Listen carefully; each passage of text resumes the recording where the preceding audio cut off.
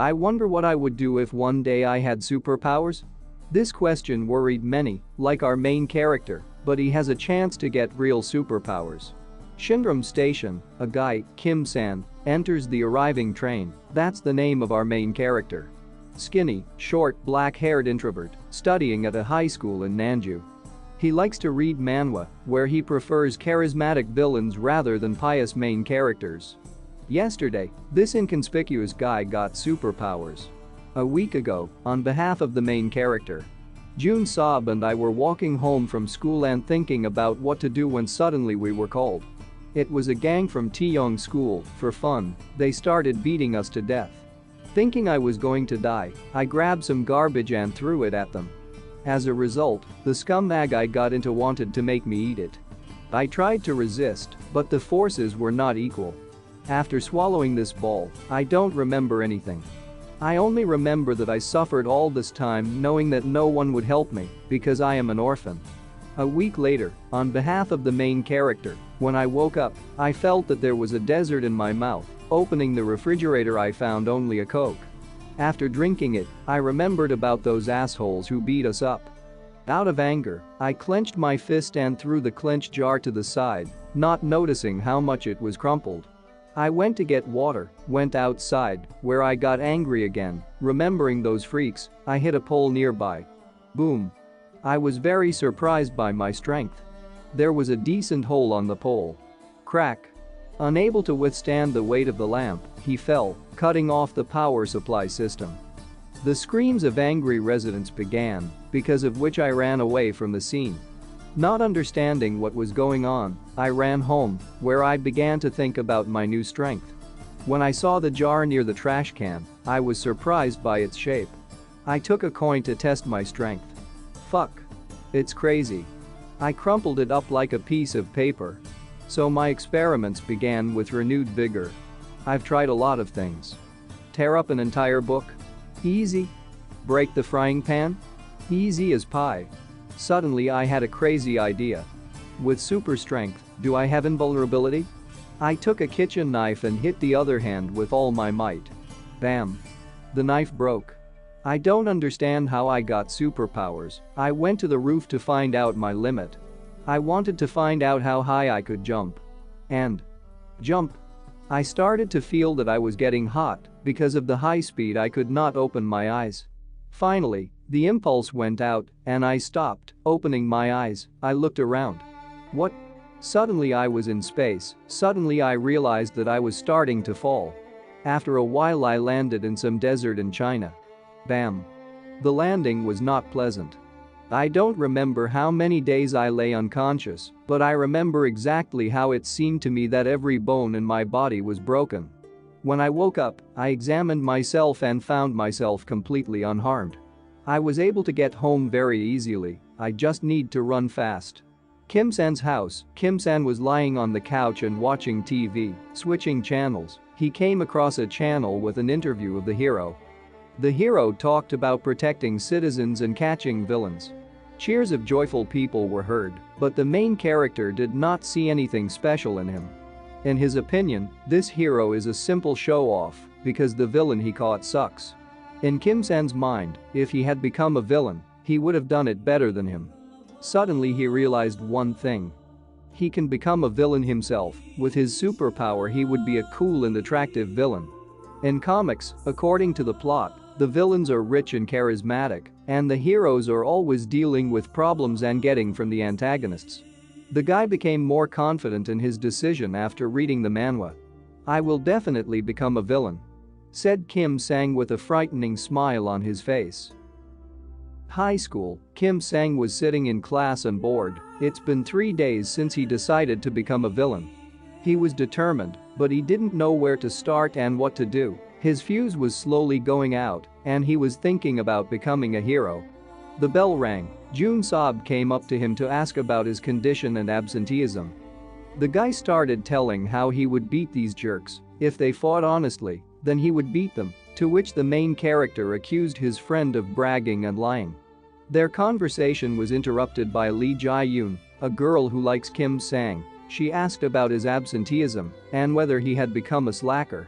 Jun Sob was outraged by her neglect of him, to which she hugged him. At this moment, the main character stammered that he was busy praising her beauty in his thoughts. Lee Jae-yoon said that Kim Sang would not miss lessons and she would keep an eye on him, left. Jun Sob said Jae-yoon has a cute face, but she's a kid. He asked his friend about her seduction. From these words, anger filled Kim Sang, to which Jun Sob laughed, saying that every dog in the area knows about the feelings of the protagonist to her. Their conversation was interrupted again, but it was already third-year students who collect money from students every week. Kim Sang didn't like it all, which made him angry again. After they took the money from Jae-yoon, the main character told them to get out of here, but the third-year students did not hear him. One of them put his hand on Kim Sang's shoulder and asked what he said. The main character was scared of this and could not repeat what was said normally. Confused, he just handed over the money, after which they left. One of them hit Kim Sang and said he would keep an eye on him. Worried about Jun Sob, after they left, he asked if everything was fine with Kim Sang and threatened the high school students that they would meet again, although he did not tell them anything when collecting money. After school, Kim Sang sits on a bench and thinks about what happened. With his strength he can erase stones into powder, and their skulls would split once or twice. But he couldn't do anything, because even with such strength inside, he didn't change. He's still the same coward who was afraid even of these punks, whether he could change. The main character began to think about today's collection of money, collecting money. For sure, he can start to engage in extortion, but because of his character, he began to think about the ethical side of the issue. It's somehow wrong to take money from ordinary people, but he decided that he would take it from that school gang, because they took this money from others anyway. Kim Sang's house, Kim Sang was sitting at the table and making something. It was his new mask. After finishing, the joyful guy began to praise his work and even gave a name to the mask, but soon blushed from this. Kim Sang decided to check his work and put a mask on his face, but everything turned out to be not as joyful as he imagined, with the slightest movements it tore. Being in a desperate situation, in the end he decided to just put on a medical mask. Every day, Kim Sang made circles around the Taeyong school, but he could not catch them in full force. Sometimes meeting with other bandits, he decided to take money from them, but seeing their faces, he ran away from fear. It was the second week of the main character's festivities. During all this time he could not rob anyone, but he was very proud of himself, as if he had already become someone significant. During this time, he had already gotten used to their disgusting faces, but he was still afraid to stand next to them. He decided that he could find someone simpler when he saw two students in the dark school uniform of the Taeyong school, who were not so scary. Trying to gather his strength, looking in the mirror, he began to repeat to himself that he could. In the alley, two Taeyong school students were standing in the alley and talking about their antics. One had red hair, the other yellow. When suddenly they were called out, it was our main character. He threatened them to give their money, and for every 10 won that he finds, he will beat them. From such a speech, Kim Sang blushed with embarrassment, but the two bandits ignored everything. They thought they were being accosted by some kind of psycho and started digging into Kim Sang. The confused protagonist tried to pull himself together, but the bandits began to extort money from him. One of them was about to hit the main character when someone stopped his hand. It turned out to be the hero whose interview San had seen on TV, the hero of Respol. Usually he does not deal with childish disassembly, another person does it, but in this case he could not pass by. The same alley, Respol advised the bandits to go home, to which the red-haired man took out a knife, saying that the heroes are the same ordinary people. Kim Sang remembered that he had seen this hero on the news. Respol was surprised by this, but did not get confused. He said that children nowadays have completely strayed from their hands, since they carry knives with them. A bandit with a knife, saying that he was not joking, rushed at the hero, to which he snapped the blade of the knife into pieces. Surprised by this, the bandit lost touch with reality and did not expect a blow from the hero, after which he flew a couple of meters back. At first, Respol wanted to pull jokes on them, but the attempted murder changed his decision. The yellow-haired man, who was afraid of such a force, was taken aback, to which the hero told him to take his friend and roll home, advising him not to use a knife during a fight. To which the schoolboy, angry, shouted that they would not just leave it, but after the evil look of the hero, he abruptly began to praise him. After the departure of the two bandits, Rispol complained about the current children and said it was time to amend the law on minors. When the two of them left, it was Kim San's turn. Rispol asked what he was going to do. He said that if our main character wants to do such things, then he needs to gain strength, but Rispol does not advise him to become a bandit. After the hero's departure, Kim San was twisted with anger. He promised himself that he would rather die than receive help from the hero. He realized that no matter how strong he was, he remained a pathetic coward. A sense of shame engulfed San. He was disappointed in himself and very angry at his own weakness. This was the first time he had experienced such intense anger. Suddenly, his inner voice spoke to him. He pushed the guy to kill. He asked San why he was putting up with all this. It was easier to just kill than wait, why he was wasting such a huge force. An inner voice asked Kim San if he was afraid. He said that he would help him and do everything himself. At the same time, a group of school children was walking through the alley. They were discussing what plans when one of them noticed Kim San, who was kneeling and holding his head. The young man who noticed San introduced himself as Song Chan Yel, asking who our main character was and not getting an answer. He got angry. They thought that he was not responding because he was beaten, while the inner voice of San provoked him. Chan Yel picked up a metal stick and was about to hit San with it, but the voice in San's head was pushing him to kill these scum. San did not want to go to the murder, but the voice did not stop. He could not stand it. He got angry and hit Chang Yi, who fell under the hot hand, tearing off his arm. The main character did not understand what happened, like the victim himself. He did not understand where his arm was, but he began to feel pain in his shoulder. Unable to withstand the painful shock, he fell dead into a puddle of his blood. Friends of the deceased began to run away, calling Kim San a monster and a murderer. After everything that happened, the main character began to realize what he had just done, namely, killed a man. Unable to withstand this, he ran away from the scene of the crime. News: yesterday, in one of the alleys of the Sinchon district, the body of a young man was found. The age of the deceased was 18 years old. The victim was Song Jang Yel, the second year of Jangyun High School. Approximate time of death: 10 minutes past 11. A morgue, a man in a doctor's gown told about the incident. The criminal cut off the victim's right hand, after which the student died as a result of acute blood loss and traumatic shock. The hand was cut off with a sharp object, presumably an axe. Rispol, who was told this, blamed himself for the fact that the crime occurred in the place where he was doing his rounds yesterday. He understood that the hand was not cut off with a sharp object because eyewitnesses testified that the criminal did it with his bare hands. According to them, he was incredibly strong and ferocious. To which the doctor was indignant and said that it was impossible, but he was sure of it because the witnesses were there with him. He knew several people who could do it. The doctor apparently also knew them, but he just said they. He assumed that an evil hand was involved because a simple person is not capable of such a thing. Another man in a bathrobe said that the criminal was wearing a mask and asked if Rispol knew of such.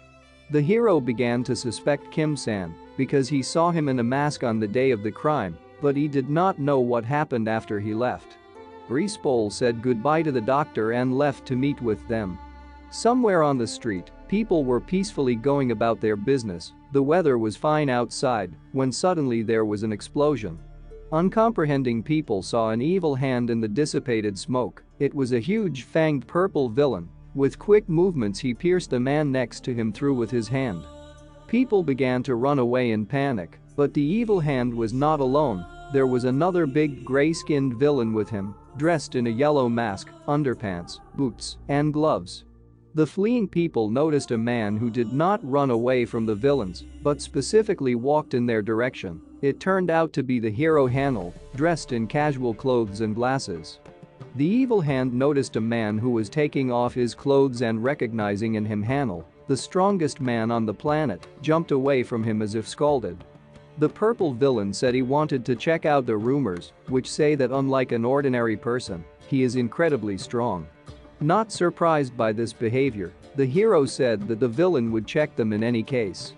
He began to insult the evil hand, provoking him. The monster could not stand the ridicule in his direction and jumped on Hanel, to which he formed a lightning bolt in his hand and cut the villain into two parts. Seeing this, Sowen, the fiery devil, the second villain, rushed at the hero, to which he called Sohwansel, the spirit of the Holy Virgin, with the help of some kind of talisman. The villain of the size, which was like the hand of this maiden, was just swatted like a mosquito, after which he disappeared. People who saw their idol and how he easily coped with the villains surrounded him and began to praise him. The embarrassed hero, who was asked to take a picture of his little fan, could not refuse. After that, the girl asked the hero if he would marry her when she grew up, to which the confused Hanel jokingly replied that he would be only glad. Suddenly, people began to ask for a photo in a crowd. A man in a suit and dark glasses saved him, saying that they were calling him and it was urgent. Picking up the phone, Hanel heard the voice of Respol, who told him about yesterday's incident and asked him to gather all the heroes tonight. Grigori is a team of the strongest heroes, dominating all other teams on Earth. The headquarters of the Grigori team, Respol, told about the crime and its details, from which it can be concluded that someone is now committing atrocities that they still did not know about.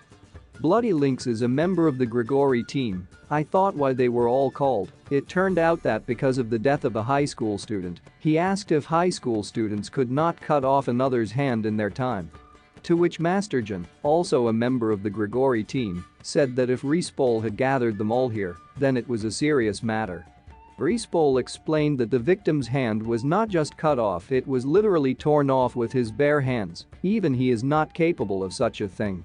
Hearing this, the heroes were surprised. The Russian Blue, breed of cats, a member of the Grigori team, said that if Respol is not capable of this, then there is nothing to think about the other heroes, they would not be able to create such a thing. Respol said that of all the heroes that he knows, only the cat and Hanel have enough strength for this. The lynx was indignant. He asked Respol that he thought if he could not, then the lynx would not have mastered. The hero stood in a stupor from such a question, but when he woke up, he said that naturally the lynx would not have been able to do such a thing. The offended Bloody Lynx asked how long he had been receiving Respol for something. He decided to further anger his teammate. Esther, a member of the Grigori team, who saw their quarrels every Friday, compared them to her grandfather and father who fought drunkenly. Their quarrel was interrupted by a cat asking where to find Dark and whether they could entrust this matter to her. According to Respol, she is skipping the meeting again. Perhaps somewhere in a dark alley she is wedding criminals. Hanel concluded that now a man with incredible superpowers appeared on their territory. It could be a hero or a powerful villain.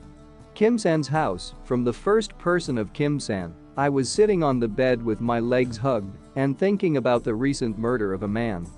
I saw the news where Chan was shown, but I was absolutely not tormented by guilt. Suddenly some voice spoke in my head. He started telling me that I did the right thing. I don't have to be afraid because I can kill everyone who gets in my way. This is my essence. Something got stuck in my head and I changed.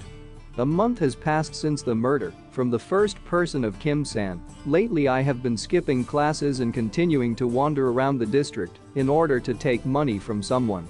I don't feel guilty about that incident and so far everything is going well for me. Now I am not afraid of these disgusting faces of Gopnik. Suddenly I saw two guys who were sitting in an alley. I decided to approach them, called out to them and coming closer, one of them decided to hit me, but I calmly dodged and hit him in the jaw.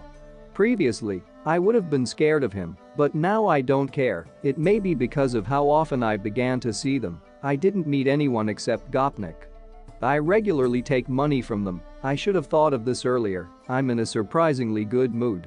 I was thinking about living in this way and expanding such a business when suddenly someone called out to me. It was Jae-yoon. She asked what I was doing here, to which I removed the mask from my face out of harm's way. I decided to change the subject and asked what she was doing here. She said she was worried about me because I haven't been going to school for a day. Seeing me safe and sound, she drew attention to the thing in my hands. I told her that there was nothing there. When asked why I don't go to school since I'm not sick and the message that she came to me, I was surprised and thought that the teacher asked her, but it was not so. Suddenly a fist flew into my face. It was Jae-yoon. She covered her face with her other hand and laughed, then hit me several times. It was very fast, then threatened that I was a corpse if I skipped again. After my beating, she smiled and said that if I understood, then she would go, and I had to come tomorrow, all beaten up. I said that I understood everything and offered to accompany her, although with such a heavy fist she herself would get home perfectly. Refusing and saying that she was no longer small, Jae-yoon left, and I could not say that I was seeing her off. Kim-san's house. Kim-san was lying in bed and thought that because of all these events he had completely forgotten about school. He wondered if he needed a school at all, but remembering that Jae-yoon told him, his answer was yes, he must come. High school in Nanju. San walking down the corridor was called by his friend Jun Saab. He asked about the absence of his friend. The main character said that he was busy with business, to which his friend started talking about San's lies, because for sure he just started an anime marathon. Arguing, they reached the classroom door. Opening it, Kim Sang's love saw them. Jae-yoon was glad to see him and hurried him. Suddenly someone shouted for everyone to sit down. It was the third-year students who came to collect tribute, but this time the main character has changed a little. A school in Nanju, one of them shouted for everyone to sit in their seats for a more convenient gathering. Kim Sang forgot all about it. But he didn't sweat it, because he was already different. He himself became a predator. A third-year student with short hair, who apparently was their leader, told everyone to get 501, adding that it was quite a bit. He hurried people because it was not the only class from which they collect money. While they surrounded Jun Soba, the main character compared himself to the present with the past. He noticed that he was not afraid of them at all, because he had already seen enough of these bandit faces. When it came to Kim San's turn, he decided to act out a scene. Rummaging through his pockets, he said that he had nothing to pay with. The schoolboy who ordered everyone to sit down got angry and hit the main character. He believed that he was mocking them. The one who came to take the money from Kim Sang remembered him and the incident that he caused. San tried to restrain the anger that came from the realization that he was slapped by a man who was absolutely nothing. An inner voice began to incite him again, telling him to kill an unpleasant person. While Kim Sang was restraining himself, one of the third-year students approached the suicide bomber to ask about what had happened, to which he waved off and said that they needed to go to the next class, threatening the rebel. Kim San asked the already departing third-year students where he should wait for them. The leader, who did not understand the question, asked the main character again. He was not afraid to repeat his question. Jun Saab, dumbfounded, like the whole class by San's behavior, began to ask him to apologize. The third-year student again decided to threaten Kim San with a question about what he had said. In response, the main character wants to know if he is hearing problems, asking where to wait for them. The enraged leader wants to hit San again. But the suicide bomber is saved by a ringing bell. The third-year students were alarmed, fearing that they would fly from Taejin. After telling Kim San to wait for him after school, the leader received a humiliating response. The humiliated third-year student began to threaten the main character, but he was interrupted by the teacher who kicked those out of the office. Leaving, he said that San should stay in the classroom after lessons, otherwise he would pursue him until he caught and killed himself. The third-year students left under the teacher's shout. When they left the office, Jun Saab ran up to San in a sweat asking if he had any problems with his head, to which the main character calmly said that he would fulfill the requirements of the suicide bomber. At the same time, Lee Ji-yoon was worried about Kim San, but kept silent. During the lesson, Kim Sang thought about what he had said and whether he had overdone it because he could be revealed, but thoughts about how he looked in his eyes, Ji-yoon dispelled these thoughts. After school, Lee Ji-yoon told San about his escape, but the culprit of her experiences did not understand the reasons for the escape. Shocked by such an answer, she did not give up trying to convince a classmate, as San himself did not worry about this at all. Not understanding the main character's train of thought, she wanted to know if he was going to fight, because, in her opinion, he was behaving like a little boy now and she was ashamed of it. These words hurt Kim San and he tried to justify himself to the girl he liked. Their conversation was interrupted by the third-year students who who were surprised at the fearlessness of the main character. Ji-yoon tried to save a wayward friend to the last, threatening to tell everything to the teacher, but they didn't care about her threats. They called San to come out with them. Kim-san tried to calm Lee Ji-yoon by saying that he would not fight, to which the bandits said that he would not have to because they would beat him themselves. The words of the protagonist did not calm the girl, but she was powerless in this situation. Kim-san left with 3 third-year students. On the roof of the school, they went to the roof of the educational institution where there were already 2 schoolgirls who began to discuss San and his physique. They decided that they would join the beating of the main character, but the guys refused them, saying that they had a serious matter here. There were 6 people on the roof in total, 3 third-year students, 2 apparently their classmates and me. A bandit with short hair asked about San's behavior in class, to which he joked. The third-year students sensed the victim and how the predators pounced on the prey. The schoolboy, who was rude to the main character, hit him in the face, adding that they had come here for a joke and if he did not start talking about the case, he would knock out all his teeth, after which he hit Kim-san in the stomach. They began to tell the lying San about his disobedience to them and his behavior not according to concepts. The girls who saw it wanted to join the beating.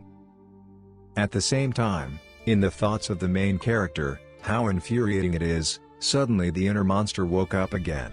He asked why San tolerates this. What is he doing? He just needs to kill them. Maybe it's true to kill them all? On the roof of the school, on behalf of the main character, but how dare they touch me, these scum? The urge of anger awakened an inner voice. But I decided to end everything on a peaceful note, standing up and apologizing.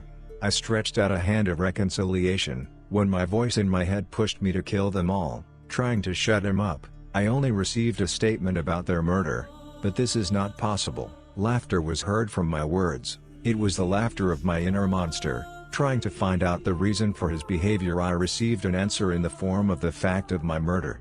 While I was in shock and realizing this fact, the guy with short hair decided to beat me even harder. He hit me in the face with the words that I did not understand what was happening. When I got over the shock and agreed with this voice, I grabbed his hand and the thought flashed through my head, and what if I squeezed it harder? Despite his screams, threats and blows, I unknowingly did it and realized what was happening.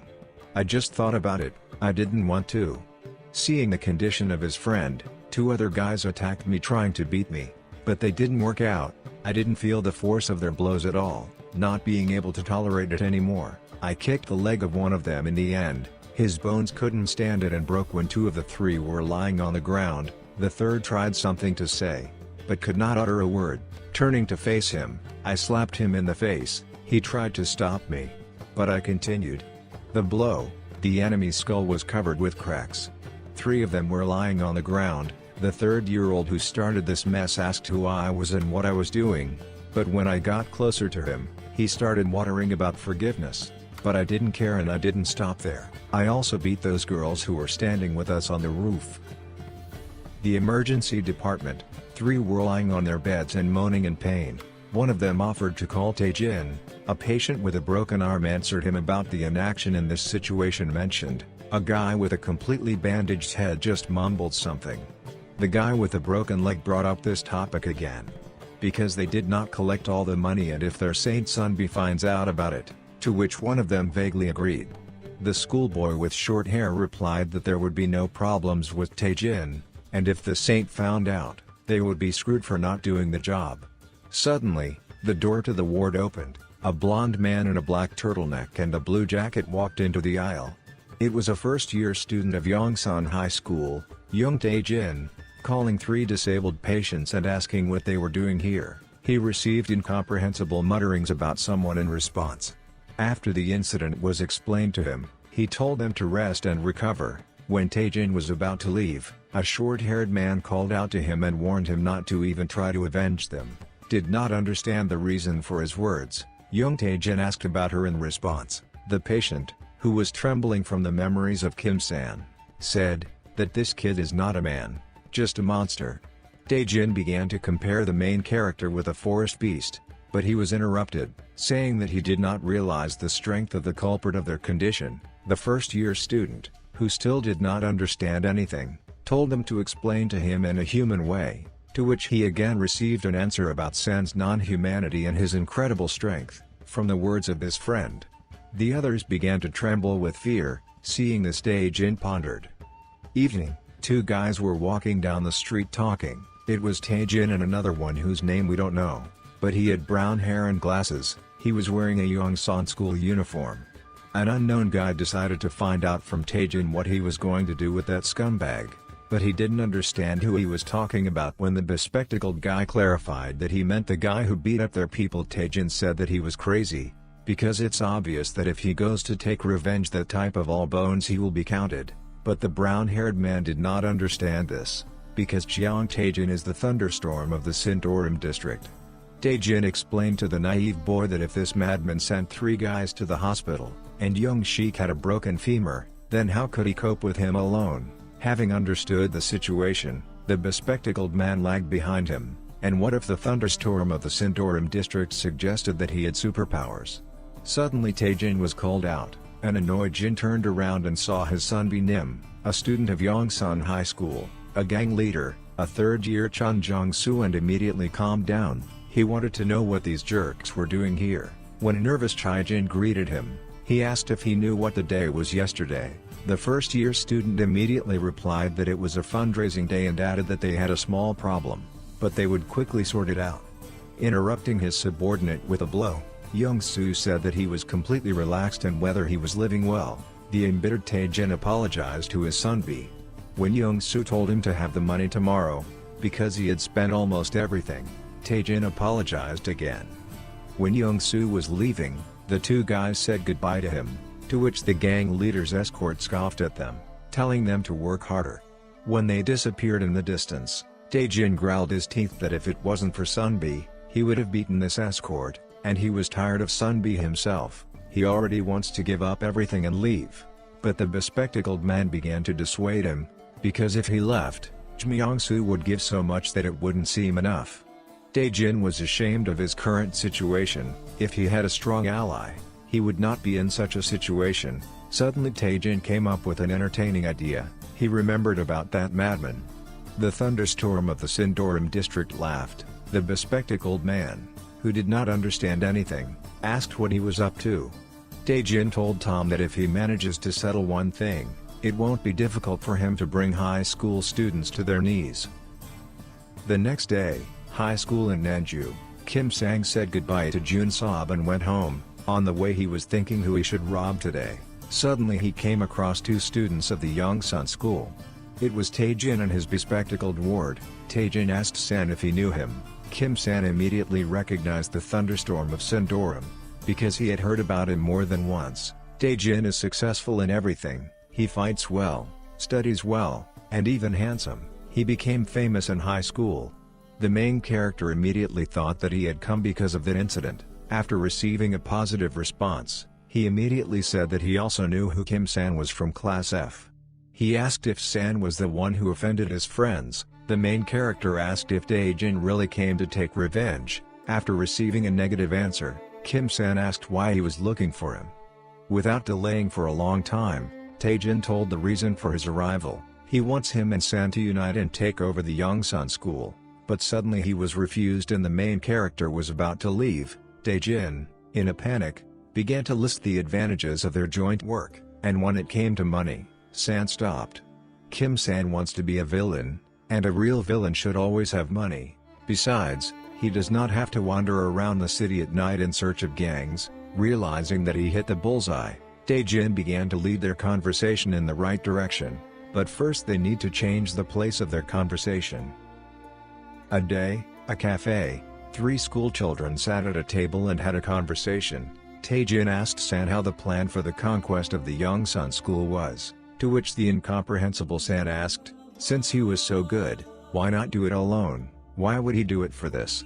Confused by such a question, Thunderstorm Sindorim quickly found the answer. It's all about Kim San's strength, because he can't compare with him in this aspect. To which San asked with skepticism in his words, isn't Tae-jin strong and how does he know what kind of power the main character has? To which the blonde suggested that San was a Superman, and by the reaction he realized that he had hit the spot.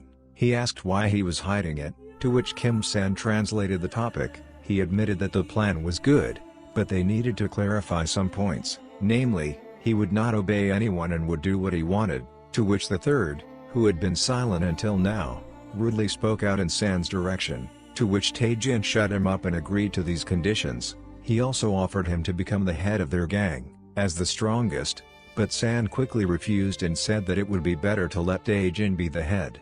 When they shook hands, Sun was at a loss because Taejin guessed who he was, but since he was offering him money, he decided to accept. Nothing terrible will happen, right? The story of Chun Jong-soo. In fact, I was never particularly strong, but I was always greedy and with a nasty character. Actually, I was too lazy to live according to my conscience, as a good citizen, so I turned onto a slippery slope and became a bandit. I felt like a fish in water. I tried to win in a fight at all costs, because only the strongest survive in this world. The word defeat did not exist for me. And when I was in high school, I was such an authority that every dog knew me. I was the king. I liked being on top, and then I moved on to high school.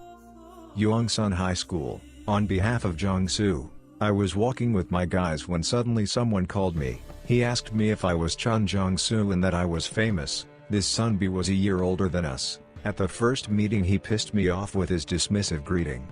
When I asked who he was, he replied that the leader of the second-year gang was about Gi-tae. I heard about him. They said he was the son of some martial artist. He was not a bandit. He did everything fairly and lived according to his conscience. He had such an arrogant face, and I wanted to smack him. Unable to stand it, I will offer him a one-on-one duel, to which he agreed with a warning. He was strong. After the fight I was lying on the floor, and he was unharmed. It seems he also owned a martial art and was really strong. I tried my best, but it was still no use. I couldn't beat him. With a smile on his face, he offered me to eat noodles, and at that moment he seemed cool to me. Since then, we have been inseparable, and we didn't care about the age difference. Yoon cherished me. He liked me. He said he was impressed by my persistence and aggressiveness. We became friends. Yoon was easygoing and always behaved like a real man. A year later, the whole school was ours. We did what we wanted without any hesitation. It seemed like we had the whole world in our hands, however. We beat up some kid because he didn't want to give us his watch, saying that it was an heirloom.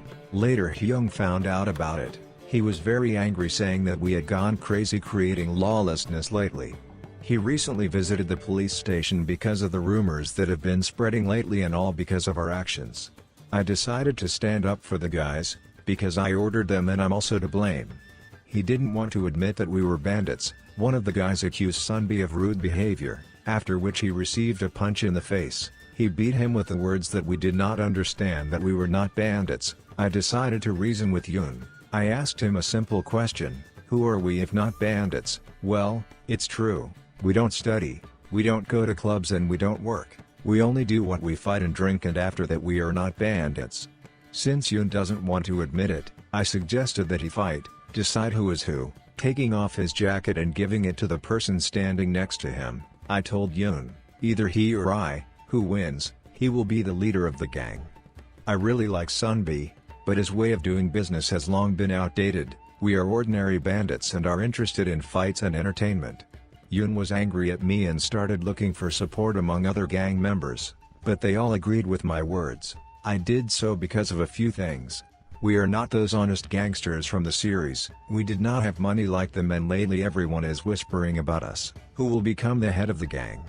The loser would have to leave school. Yoon didn't agree with this condition. He didn't like this way to settle the situation, but I had a different vision. I decided to provoke him by calling him a coward and said that we would just fight without any additional conditions, and Yoon agreed. Soon the news of our fight spread, and Yoon decided to remember my loss a year ago. The roof, 2 school children were standing opposite each other, and those who wanted to capture it gathered around them. Gi-tae decided to remind Young-soo of his loss a year ago. Young-soo remembered these wonderful memories, to which Gi-tae decided to add new ones to him, and he also wanted to teach Young-soo a lesson. Young-soo and Gi-tae ran at each other with their fists raised to strike. Young-soo was confident of his victory this time and shouted that he would not yield to his Sunbi this time. At the same moment, on behalf of Jong-soo, I instinctively feel strong opponents. Maybe these are also superpowers. I feel how strong the opponent is, even just standing in front of him. When I saw Hyung a year ago, I knew that I would lose, and now, a year later, I understand that I am destined to lose.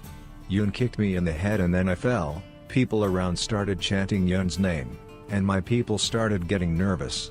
Yoon stressed that from that moment I became stronger, but I still don't reach his level, so I lost. He wanted to know why I started this, but I haven't lost yet. Yoon decided to help me in his own way, and I took advantage of it, taking out the rings I had prepared earlier and putting them on. I hit Yoon's kneecap, from which he fell holding his knee. I asked Yoon why he relaxed, because I haven't given up yet. There are many ways to defeat such a big guy. I told Yoon that this is not a hand-to-hand combat competition. In a fight between bandits, the one who stays on his feet to the end wins. I told Yoon, looking at the rings, that I bought this thing just in case. One blow and your bones break like matches. Yoon remained the same, offered to climb on his back after everything that happened. That's why I like Yoon. I made the last blow to Yoon's temple. After it there were indignations. One of the indignant came up to me and started rubbing that I was a coward. But I didn't get there. I hit him right in the nose, after which he fell to the floor. The indignation intensified, but I shouted, "I'm in charge of the fucking school now. I'm in charge, I am. If anyone has any objections, let them come out here, I'll figure it out. I'm going to kill everyone." After these words, the indignation stopped, and I asked Ju Yoon, who was getting a scolding from Oh Gi-tae, to take Yoon to the medical center. After that, the whole world became mine. Everyone in this school obeyed me. Soon I found out that Hyung had written a letter of resignation from school. It was expected, he did it for me. That's how Hyung was. As soon as he left, I stopped holding back and started breaking bad. Behind my back I was called garbage and a traitor, but standing in front of me, they all fell silent. I created a system of collecting money, and I destroyed all the rivals. Everything was easy for me, because there was no one stronger than Gi-tae in this school. I was the king. No one dared to contradict me. Everything was just perfect. But now I risk losing my throne. Currently, the roof. Young-soo was standing in shock from what was happening. Yo-yeon was next to him, and in front of him stood a calm Kim Sang and an excited Dae-jin. There were many unconscious bodies of schoolchildren around them. 5 minutes earlier, when Kim Sang and Tae-jin came to the roof and announced their intentions, a huge schoolboy decided to clarify whether he understood the information correctly. "Well, are you normal or what? Have you swallowed some pills, you fool? Repeat what you said, Tae-jin." My new partner was a little nervous but still decided. "From now on, this school belongs to us." I was standing in a stupor, not knowing what to do. So I decided to just keep quiet. Meanwhile, while the kings of the school were still talking. "Is it April Fool's Day?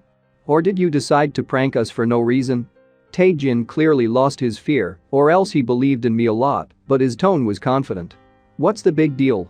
After all, you also took over this school in the second year of study. Why can't we?" But the three fake kings continued to mock. "Ahaha, well, actually. That's funny, ahahaha. And they seem to be serious, hahaha." During all this time, I haven't said even one word, but I had a lot of thoughts in my head. It's the first time I've seen high school students so close. Although nothing special, ordinary gopnik. I think I'm nervous after all. Is it because they're older? The flow of my thoughts was interrupted by these gopniks. "Who's the little guy? Are you running errands for Tae-jin?" "Yeah." They seem to have gone completely off the rails. Meanwhile, the big guy decided to ask his leader. "Well, what are you going to do, Young-soo? Will you rest? Should we figure it out ourselves?" It was clear from Jong-soo's look that his ass felt danger, and his thoughts were racing. Who is this guy? Who is he? I've never met him. Why was I seized with a chilling horror? Is that just me seeing? Is he even human or what? Apparently the leader of this gang still had some ability, at least, to feel the danger with his ass. This was confirmed by my silhouette in his head, as well as his thoughts. No, that's not even the point. If such a thing really existed, we'd all be screwed. My companions, or one might say servants, felt surprisingly confident. "Jeong-soo, yes, you rest. We'll sort it out ourselves." I tried to warn them that this could be a mistake. "What? Wait, this guy is dangerous. But my gang didn't listen to me anymore, apparently out of fear. My words weren't convincing enough. The whole crowd, the gang began to stretch their limbs, preparing for a fight. Young-soo, let us stretch a little too. Well, that's it, you're finished. Meanwhile, Tae-jin turned to Kim Sang, that is, to the main character Dignity. Well, I probably won't fight it. Can you handle it alone? My first words came out confidently. Yes, I can handle it. But still, at the last moment, doubts took over and I said in an uncertain tone. Perhaps. The fight is about to begin. The gangsters have come as close as possible. Suckers. Get ready, Jong Tae-jin. The genie himself had already moved behind me and threw me one last time. San, don't let me down.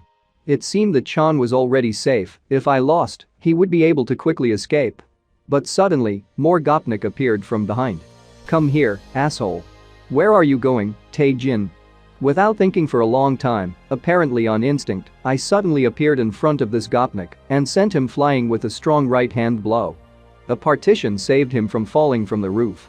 A peculiar question mark appeared on the faces of each of this gang. What the? Who are you?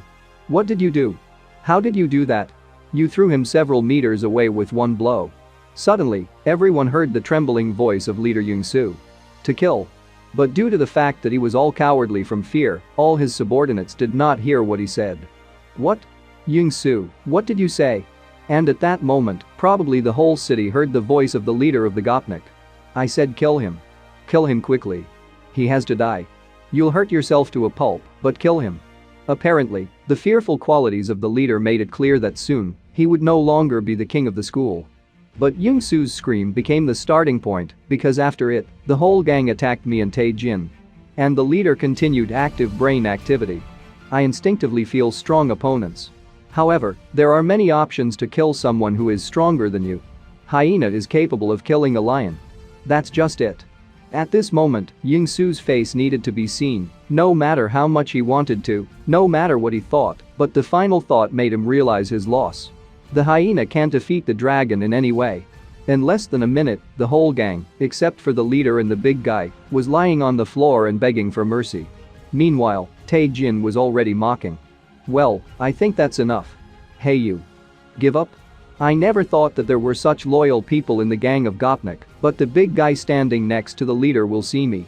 Ji-in-soo. Run. I'll buy you some time. What a monster. But this was not to come true, because as soon as he flew up to me within striking distance, the big guy had no more chances to escape. At that moment, I finally realized that I have no equal. With a confident tone and gait, I started walking towards Jeong-soo. Maybe enough already? And all that the former leader could do was tremble with fear. And of course, Tae-jin couldn't stay away without saying a word. We're in charge here now. Despite all the fear, Young-soo was not going to give up. He's angry. You could see it in his face. It can't be, what the hell? He thought and said. Damn, I got it. But his hand was frantically searching for something in his pocket. But this is my school. He kept talking in his head. Finally, Jong-soo took the brass knuckles out of his pocket and put it on his hand behind his back, showing with all his looks and words that we won. But thoughts. The thoughts in his head were completely different. How dare they encroach on my throne? Tae-jin, apparently not believing it himself, relaxed and began to speak in a cheerful tone. What, really? You admitted defeat, didn't you? Are we kings here now? But while Tae-jin and I were having fun chatting, Young-soo continued to plot revenge, calling us pigs in his head. Ahaha, we did it, now we're in charge. Jin told me. Yes, congratulations. I answered. But Young-soo didn't share our joy. How dare he bring this monster? The losers are miserable. There's only one boss here, and that's me. I got up with such difficulty. I can't back down. To no one. I won't give up this place. Finally, gathering all his willpower into a fist, Young-soo decided to show what he thought of us and screamed. In this school. I am the boss of this school. I'm the king here. And with all his strength, he swung his fist, which was wearing brass knuckles, in my direction. Since I had been relaxing for a long time and chatting sweetly with Tae-jin, accordingly, I did not notice the blow, unlike my new friend, who tried to warn me at the last moment. It was too late because Young-soo's fist was already counting my teeth nicely. The former king smelled blood and smiled, hoping that it was over. Meanwhile, I didn't even budge after his blow. When Jong-su's hand dropped, he saw my face, completely whole, but very angry. Oh well. These fools always do that. Young-soo naturally couldn't believe it. Yes, it's impossible. How is it? I grabbed his fist, preventing him from returning his hand to its natural position. After that, he squeezed with such force that the brass knuckles bent, and the whole neighborhood heard the crack of his bones. After that, Young-soo fell to his knees in front of me. It's a pity that from the pain. Tae-jin's face, meanwhile, transformed. He was scared, although it's strange why, because we are friends with him. Did he bend steel with his bare hands? And gives? He thought. I didn't understand how or why, but Jong-soo must have finally gone off the rails. He blew himself up and started swearing at me. It didn't last long. My last blow to his face ended these sufferings. Now you can definitely breathe a sigh of relief, which is what Tae-jin. Wow. San did. You're just something. Just awesome. We're definitely in charge now. I can't believe it. You really beat them. We have the whole school under control. He shouted at me, and I turned on the insecure guy mode again. Oh, yeah. Congratulations. Tae-jin continued to rejoice. He rejoiced so much that it seemed as if he had beaten everyone. AI. That's just fine. Ahaha. We are kings. A few hours later, evening came. We had said goodbye to Tae-jin a long time ago, and I was walking down the street alone. Suddenly, the footage of today's fight began to pop up in my head, and I sighed.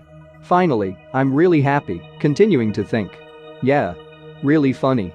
They say he was a legendary leader. And as soon as he was lightly hit, he flew off a meter. A worthless bug.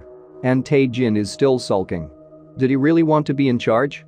The leader of the school. Well, in general, an enviable position. However, I stopped and looked up. Some kind of it. It's too small a position for me. It was the middle of the night outside, and only the light shone from my window at home. I was lying on the bed. I still couldn't get to sleep. I have experienced too many emotions during this day. The flow of thoughts still did not stop. Is that all? Is this really what I dreamed of? Become a boss at school. Too easy. It was like a fight in kindergarten. Suddenly, pictures of a famous hero popped up in my head. I would also like to become like him. I also want to become famous all over the world. That's just not a hero. I was at home for a few days thinking about everything that happened that day. But one day, I decided to visit the school. Because of the flow of thoughts at night, I didn't get enough sleep and yawned all the way. Damn, do I really have to go to school like this? And what should I tell the teacher about my absenteeism? My yawn was interrupted by Tae-jin suddenly appearing. Hey San. Did you just come in? And are you an exemplary student? Ahaha. And where have you been for a few days? Didn't even answer the phone. I'm worried about you. Falling into a stupor, I answered. I didn't do anything special. But in my head I thought of something else. Why is he making a friend of himself? And, by the way, Jiansu Sunbae left school. Now this school is completely in our hands. He stunned me with such news. But I understood what he was leading to. How could I forget? He doesn't need me, but my strength. Tae-jin kept telling me the latest news. What are we going to do now? By the way, this schoolboy has been behaving abominably lately. Now Chansu is gone, and they don't care about anything. Those bastards. Can you deal with them? I thought it was a bad idea, telling him that it would be superfluous. Suddenly, on the way to school, our sweet conversation was interrupted by some bully who caught Jin's shoulder. Everything would be fine, because the big guy even apologized. But Tae-jin, apparently, went completely off the rails, counting heavily on me. Damn, it hurts. Hey, you, stay where you are. Come here, you bastard. No one would have tolerated such an attitude towards himself, and turning around, the bully made an evil grimace. What? What did you say? You told me that. As soon as the bully turned around, I saw beads of sweat begin to trickle down Tae-jin's face. Oh. Kim Young-jun? I immediately realized that my friend knew this man. Aren't you Young Tae-jin from Yongsan School? Said the bully. Apparently, this is some kind of important person, or a strong one, because Tae-jin's whole fuse was taken off by hand, and he began to apologize. Who is he that Tae-jin talks to him so respectfully? I thought. The big guy approached my friend and began to pour out questions. What have you been doing lately? I often began to hear about you. The difference in size between them immediately became noticeable. Tae-jin started awkwardly trying to get out of the dialogue. Yes, like this? Nothing like that, of course. Suddenly, Kim started openly threatening Jin. Be careful. And then you know me, because I can send you to the hospital. Then he noticed me. And who is this little one next to you? Did you start extorting money from children? Tae-jin, considering that the threat had passed, decided to introduce me as his friend. I, still not having learned to be sure, greeted him, but my face looked as if I had seen the most terrible villain. Our eyes crossed. Apparently considering that I was not worth his attention, Kim abruptly turned around and began to leave. Okay, rascal. Behave yourself. I went. Suddenly I noticed that Tae-jin relaxed and decided to ask him. What is it? Why are you walking straight in front of him? Who is he that you are so afraid of him? And Tae-jin began to explain. Don't you know him? Oh, yeah, you don't really know anything about the gangster world. It's dead bear Kim Yong-jun. He's a bear from the young team. He's from a team of heroes. Tae-jin said. Who are the young? This is a team of young teenage heroes. They are more focused on crimes committed by young people. Of course, they are not as strong as adult heroes, however. This is still a team of superhumans who surpass the strength of an ordinary person. Young heroes? So he's a hero too? I asked because I didn't know anything about them at all. We continued walking to school and Tae-jin continued talking. Well, yes. You're kind of superhuman, too. By the way, can I ask you something? And you? Can you defeat the hero? It was an interesting question, the answer to which I would like to get myself. How strong are these heroes? If you look at the respawn, it doesn't look like an ordinary human force. Will I be able to defeat the hero? The main headquarters of the heroes. The man we just met decided to visit the headquarters respawn. It's me, the bear. He told the main character of humanity. Oh. Misha. How? What are the fates here? Said respawn. Yes, I came to see the blue cat. But if you're busy, I'll come back another time. The bear said uncertainly, but respawn allowed him to come in.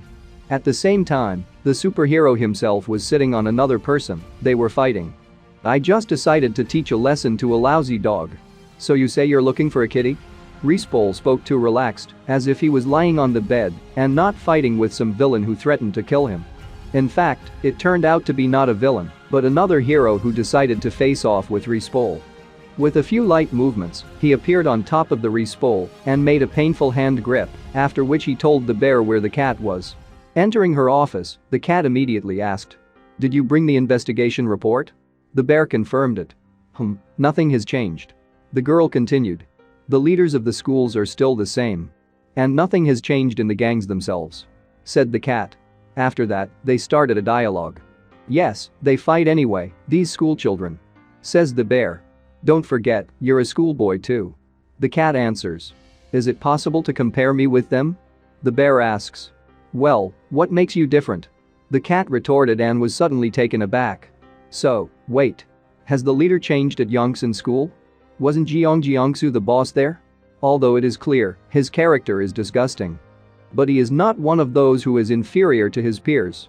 The bear confirmed her conclusions. Well, he bullied a lot, so the kid finished playing. The cat looked at who became the new boss and was surprised. Ying Tae-jin. What? Is he a first-year student? The bear replied. Well, to tell the truth, I was surprised too. Then I told the cat not to worry about this school. The cat, in any case, broke through the information and, no matter how the bear assured her, took this school seriously. Since the bear didn't care about these things, he decided to invite a beautiful girl on a date, but the cat broke off all his plans, insisting to take the Yongsan school seriously. Then she threatened to kill him if he was disrespectful to her again. The elite gym, with a lot of exercise equipment, was illuminated by the sun, whose rays fell through the windows, but who knows what is happening in the locker room. A huge bodybuilder, posing with his muscles, asked the bear. What? Did you say that to the kitty? And you're good, you survived her beatings. The bear was confused by the big man's words, and perhaps not by the words. Stop it. Can't you be a little more serious? Quickly throwing on a t-shirt so as not to embarrass the bear, the bodybuilder sat down on the bench and began to swing his biceps. Do you like the blue cat so much? He asked. And he began to tell her that one day he involuntarily hugged her after a meeting. No matter how excited the bear was, such an event, but the demonstrated golden tooth by the bodybuilder, as well as 4 broken ribs, cooled him down. Just because of one hug, a cat crippled such a big guy. It turned out that the bodybuilder is the strongest in terms of physical strength, as well as the strongest hero among all. The bear was interested in many questions from the big man. But the most interesting was, and who is stronger than Ale or a cat? After that, the bodybuilder began the story. Well, here Ale wins, it's obvious. He's weaker than me, but not by much. He combines the features of an ideal hero: strength, intelligence, courage and determination. He got the title of the strongest hero on the planet for a reason. Further dialogue came to the fact that it was not possible to find out the strongest hero. It is impossible to say for sure who is stronger in one-on-one combat, since everyone has their own strengths and everyone is strong in their own way. The bodybuilder is tired of this dialogue as it distracts from training. Since the bear has not trained for a long time, as well as the fact that he is not an ordinary person, the bodybuilder threw weight on the barbell and told the bear to do 10,000 repetitions. Which the bear himself, of course, was not happy about. After all, after these exercises with a bodybuilder, the bear could not engage in his heroic activities for a whole week. I stood in front of the mirror and watched the changes. It's been 3 months since I became superhuman. And my body also began to change. First of all, I got muscles. Maybe we should go to some competition? But it seems there are also problems with controlling emotions. The vein is already swollen. I said, looking at my vein. Actually, I've always been patient. Wiping my head after a shower, I heard the sound of news from the TV. Breaking news. The villains disrupted the 17th Congress dedicated to the unification of the North and the South. According to reports, the villains who disrupted the Congress in Pyongyang belong to the VN group. In turn, the heroes from the Defenders group who were supposed to guard the event. I didn't listen to the end. Pulling the mask over my face, I started talking to myself. Why did they set their sights on this Congress of no interest to anyone? VN, yes? A den of villains.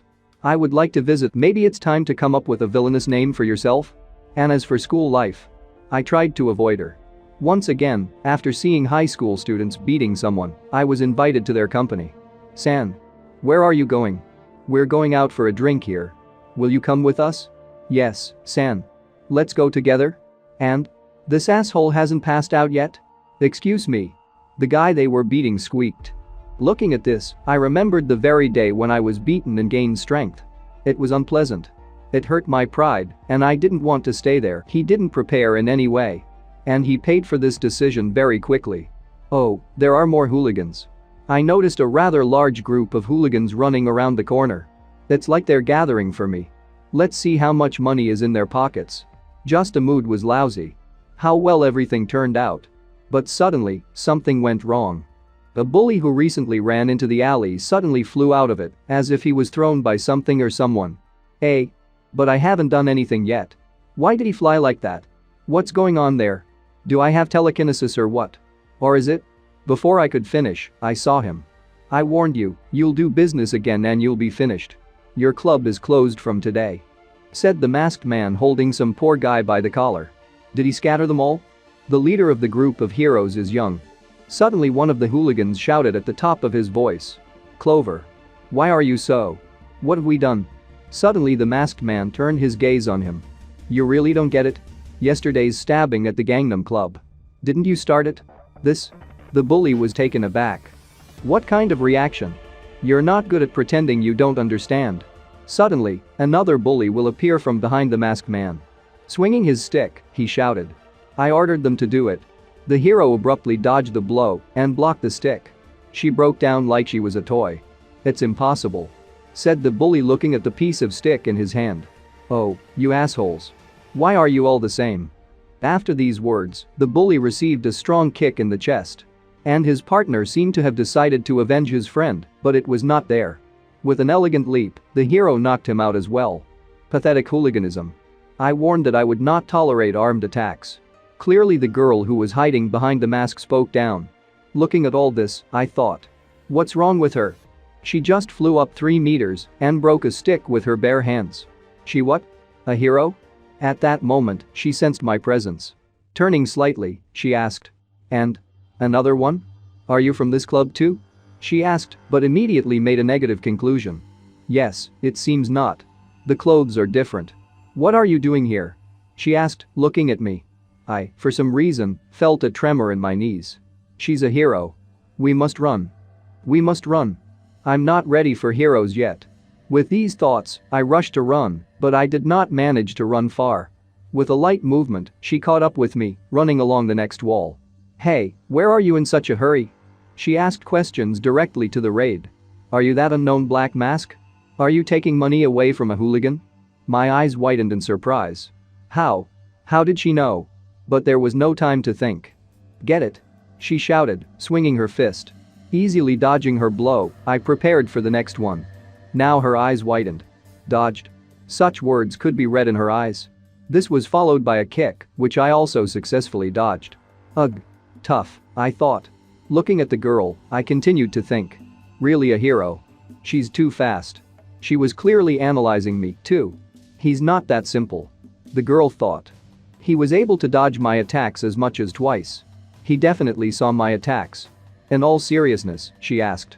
Are you superhuman? I didn't expect such a question. And I thought that something bullies get too much. A simple passerby would not be able to do such a thing. My name is Clover. And who are you? Heck. I said out loud. But the girl continued.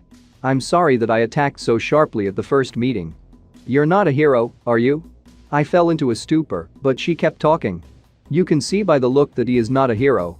You are definitely not a hero, but it is also difficult to call a civilian or a villain. But if you choose, are you more of a villain?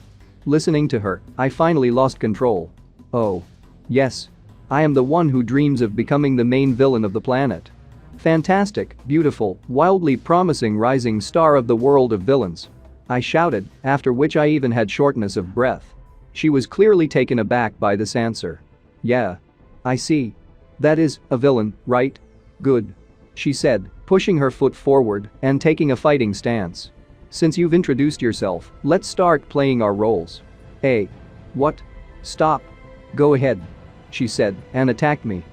Dozens of attacks simultaneously flew straight at me. She was waving her fists like a madwoman. Even though I was dodging everyone, her speed was amazing. And at this moment in my head. What the fuck? Out of the blue. What the hell? If you're a hero, then you can do anything? What kind of look does she have? She really wants to kill me. Yes, and so fast. Fast? Wait, are we really fighting? I can quite dodge her attacks and at the same time reason in my head. If you think about it that way, it doesn't seem to be fast. No, even slowly. Slower than it looks. I can see her vulnerabilities. Can I attack? Okay, we live once. Clenching my fist, I prepared to attack. However, she apparently noticed how I was preparing to strike and put a block. So the blow fell exactly into her hand, closing the gap in protection. However, I have invested a lot of effort. Even after blocking the blow, she flew away for a couple of dozen meters and crashed straight into the wall, which cracked with tension. Crouching on one knee, moving away from the blow, the girl coughed. I was experiencing a mini holiday. I got it. It worked. I really managed to hurt the hero. Meanwhile, in the girl's thoughts. Damn. I already thought that my arm would fall off. What kind of punch does he have? Do I really have to use this? Subtly, she put the ring on her finger and stretched out her other hand, on which the watch was visible. You're not bad. She said, pulling on the ring, which was followed by an incomprehensible cord, red in color. Magic? String magic. Brandishing her new weapon, she kept talking. Darkness ordered me to use it only against notorious criminals and super villains. And you're definitely one of those. So don't blame me. The situation has escalated. This is a serious matter. Then. I thought about it.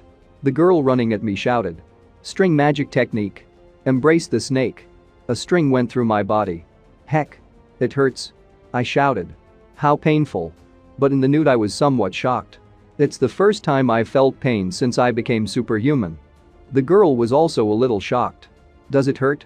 This technique is capable of cutting metal. And he says it just hurts? Then let's try it. Makara. She screamed, and an iron cord wrapped around my arm. It won't be so easy to win. She said. But we'll take your hand instead. Ah. I shouted when she pulled on the end of the fishing line. In theory, I should have been left without a hand. But something didn't work out. The cord just went deeper into my clothes. The girl did not understand what was happening. In her head she was thinking. What happened? The hit was perfect. Why didn't he even move? Ah. It hurts. I thought. Why are you doing this to me? What did I do? Grabbing the end of the rope around me, I easily broke it off. She clearly hadn't expected this. My weasel can withstand even a dinosaur, and he just picks it up and tears it like a thread? But she had no time to think. Grabbing my end of the rope, I forcefully pulled her towards me. From which the girl, like a worm on the end of a fishing rod, flew to me. Swinging, I prepared for the blow. I wanted to catch her on the approach. But she reacted, too. Why is he so strong? Scaly snake, a protective technique. A barrier appeared in front of her. Well, it doesn't matter. Without stopping the attack, I passed through her barrier as if through glass and struck. She flew to the end of the alley and crashed into the wall. Looking at my scratched hand, it hurt me. Damn. I also ruined my jacket. The girl was still on her feet, though already with difficulty. Coughing, she pondered. Hey. That's it? Glancing at me, who rushed to the attack, she made a conclusion. This opponent's opinion is in the teeth, I should have run right away. How could I not understand this? I'm still a long way from them. Meanwhile, I was running at her with a willingness to strike. Wait. What am I doing? The fist moves by itself. The blow landed squarely in her stomach. Flying into the wall, she fell unconscious. Heck. It's bad. I was too worried. Did I kill her? Looking at the unconscious hero, I could not come to my senses until the end. I woke up only from the screams from the windows. What's that noise? We need to call the police. What if it's an explosion? They don't let you sleep. What? Isn't it a clover? He's a hero. Why is he unconscious? Oh no. The hero is dead. Who killed the hero? Call the police. No. Call the heroes. Stop. Who is that there? He killed her. Without waiting for the police, I crouched down, preparing to jump, and a second later, I was no longer in this alley. By the light of the moon, I was jumping from other people's eyes. The condition is disappointing. Numerous fractures of the ribs, jaw, arms and spine. In addition, there are multiple hematomas all over the body. But the main problem is that the broken ribs touch the internal organs. This conclusion was made by the doctor. The hero was lying on the operating table, covered in bandages and bandages. One of the heroes watching her spoke up. The clover is in such a state. Her skills could match the strength of adult heroes. On surveillance cameras from the scene, the silhouette of the attacker is visible. But it was too dark and the quality wasn't the best, so it didn't really help.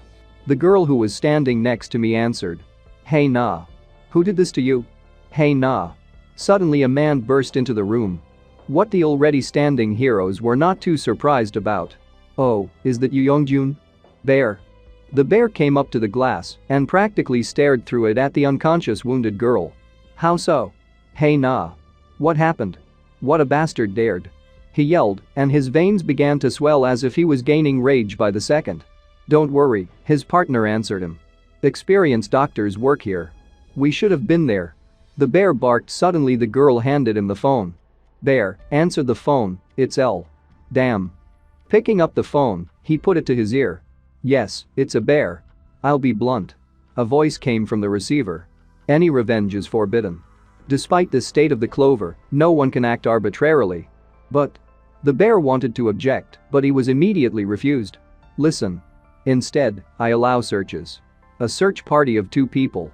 If you find a suspect, report to us immediately. Roger that. With lowered eyes, the bear replied. Good. The voice continued. At such moments, you really are like a bear. You can't lose your temper. Yes. Thanks. Are you okay? The partner asked. Yes. Al is right. The bear replied. The guy with purple hair. I kept looking at the clover. And then he said. Hey nah. Don't worry. I'll deal with everything. In the meantime, you rest. Meanwhile, in the office of the E-man dialed the number on the phone and called. A voice came from the phone. Ah, Al. I'm busy, why are you calling? Haha. Sorry, I was just worried. Where are you now, Respol? In Vienna, this slippery guy slipped past all the traps and escaped. Well, yes, he's not an ordinary opponent, he's not so easy to catch. Al answered. Isn't it too hard? Meanwhile, he was looking at the reward papers. List of rewards. Nickname. Hello man. Name. Person. Reward rank. S rank. Don't worry. A voice came from the receiver. Everything is under control. Because of the traps I set, he spent a lot of effort. He is being followed. Hunting for this dog is even fun. Haha. Excellent. But if it gets too dangerous, leave immediately. Leave? Are you kidding? I've set up such traps. It took me 2 years to do all this. 2 years. If I lose him now, I won't be able to catch him. I have to do it. Well, yes. Since you are so prepared, you need to finish the job. In general, I am waiting for good news. Haha. Good. After these words, he hung up the phone. Sighing heavily, Al thought about it. Meanwhile, America. Texas. There was a huge explosion, and in its center stood a man with a kind of sword sticking out of his hands. A villain of the rank of a Mantis. Respawn? He shouted. The soldiers firing at him panicked. Heck. How do we catch him? Where is the support? I don't know. I've run out of projectiles against superhumans. We're going to lose like this. Ah. There was a light and Mantis was right between the soldiers. He's here. Fire. But even before they had time to aim, the soldiers were defeated. He destroyed them as if they were made of paper. The commander, who was watching this, became worried. What a monster. Where is the hero? Where is the hero who was supposed to come? The soldier stuttered and replied. They say he's almost there. Footsteps were heard. Ugh. Ka. So much dust, wow. Stop talking. Confrontation with adult villains is nothing compared to the activities of a teenage hero. Such a meeting before the debut as an adult hero. Don't be silly. I will immediately become more popular. The two heroes were heading towards the battlefield. The hero of the Guardians. Combat Instructor K2. The hero of the Guardians. Goes to the rank of an adult hero. Pocahontas. This is a dangerous hero of rank A. If we hesitate, our heads will fly off our shoulders. The instructor noticed. Yes. Here you are a bore, one continuous grumbling. The girl answered. Did you want to die? Finally, the commander noticed them. Oh, you've come at last. I'm sorry I'm late. The instructor answered. We got a message so suddenly. What is the situation? 2 regiments have already been destroyed. 1 armored division is on the verge of destruction. I didn't think an A-rank villain was that strong. The commander shouted. So this is Mentis. Didn't Respawn catch him in Korea? The instructor was surprised. We were unlucky, the commander replied. The vehicle that was transporting him was struck by lightning. The holding sphere was destroyed. Wow, the girl was surprised. The driver should buy a lottery ticket. I wish I could say that, but that bastard killed the driver. He's very strong. Take care of yourself, Colonel. Let's go, Coco. With these words, they headed to the battlefield where Mantis dealt with the soldiers. Get ready, Coco. We are acting according to the plan. The instructor said. You better watch yourself, the girl replied. Mantis noticed the approaching heroes. Purple sword. A weapon with 2 blades and a red glow appeared in the girl's hands. The instructor also drew his weapon. Jack-o'-lantern. His fist was charged with blue energy. They rushed at the enemy, who was already ready to take the fight. A fight broke out. The colonel, who was watching her, just couldn't believe his eyes. Wow. Wow. When suddenly. And. He noticed a silhouette. It was Mantis. Sitting right in front of the colonel, he held the head of the girl in his hand. Oh, it's even funny. Do you really think you can stop me like that? The colonel was in complete shock. He didn't understand how Mantis could destroy 2 high-ranking adult heroes so quickly. Their gazes crossed and sweat began to flow down the colonel's face. It seemed at that moment he realized that his life had come to an end. Mantis himself jumped down and walked forward at a leisurely pace. There was hell against his background, in the literal sense of the word, and only one word fell from the mouth of Mantis. Gregory. Meanwhile, I was sitting at home and did not believe what was happening. Everything seemed somehow unreal. I really fought a hero. And even defeated him. It turns out my strength really exceeded my expectations. The battle scenes began to pop up in my mind.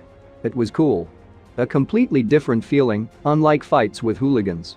It was like a dream. And this is a feeling of catharsis. It was unforgettable. Without dwelling on it for a long time, I quickly put on a jacket. We need to go collect money. I will think while I earn my living. I was thinking about where I should go and Hong was on my mind. Suddenly I was stopped by a stream of thoughts. Literally, I just had a run-in with a hero. Suddenly they're looking for me. Can you rest today? I thought, holding the door handle with my hand. No, since I'm going, then it's worth going there. Moreover, I have always wanted to go there and most likely there will be no heroes there. By the words there and there, I mean the area called VN. If I had known then that this decision would change my whole life. A long time ago, Korea united, but the joy of this news did not last long. The authorities of the North and South pursued their own interests. This has created a huge gap between rich and poor, which led to huge social problems. This caused an explosion of discontent, which the citizens could no longer contain in themselves. Korea, which became infested with villains and criminals, became a country of lawlessness that no one could control. The country that collapsed because of crimes was revived by the Knights of Justice, in other words, heroes. However, the villains who enjoyed their freedom couldn't just leave it like that. The villains, unable to withstand the counterattacks of the heroes, headed for a mountainous area, poor and harsh. Because of too many villains, the country has abandoned this territory. It became known as the Blue Hell. Entering there meant death. This place is a huge gem plateau. Currently, the plateau is administered as a walled territory independent of the country. It is connected to the world by 4 gates. Soldiers guard the region around the clock. Meanwhile, the interest of tourists. Blah, blah, blah. I was sitting at the table and reading about all this in a book called Secrets of the World. I'd go there, but it's probably not the best idea. That's what I thought once, when I didn't know who I wanted to become, but now I was standing right in front of the gate. There was no limit to my surprise. Wow, I thought. This wall is really powerful. It was difficult to describe the height of this structure. Even the walls of the Titan's attack can't compare to this one. Is this an information sheet from the plateau itself?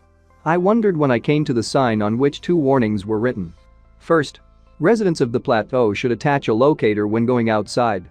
Second, anyone can enter the plateau, but there is no legal protection inside the plateau, and the state is not responsible for everything that happens inside the territory.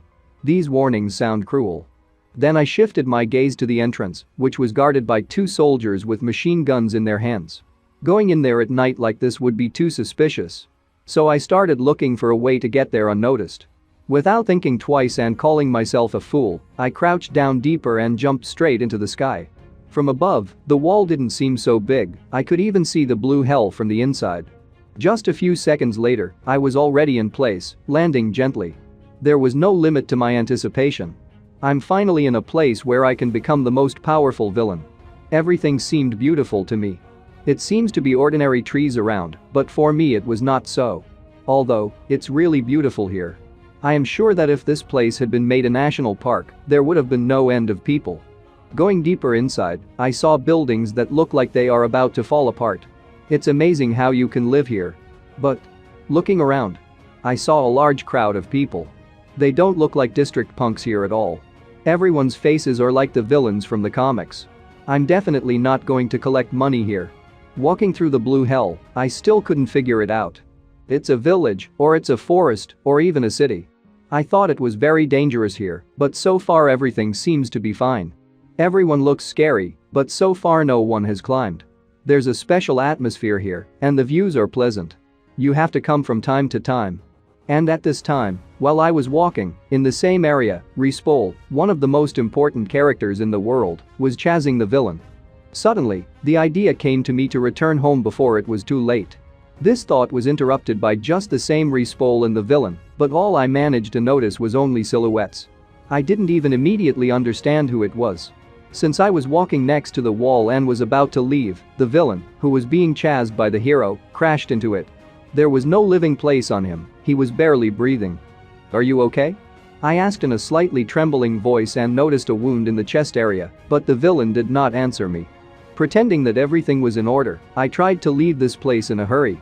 Having already begun to say goodbye to the uncle with red hair and turning in the other direction, I had no time to take a step when another person appeared in front of me with the words, "What a slippery type." Naturally, I recognized this person, so my eyes widened, but he clearly did not notice me. "I didn't think you'd get here." Wiping the blood from his face, the red-haired, wounded man said. "All of course, person." Respol answered him. Meanwhile, I stood in a daze, hoping to quietly leave this place, and there was only one name in my head. Respol. "Well done, Gai Tae. Great job, boss. I'll finish the rest myself."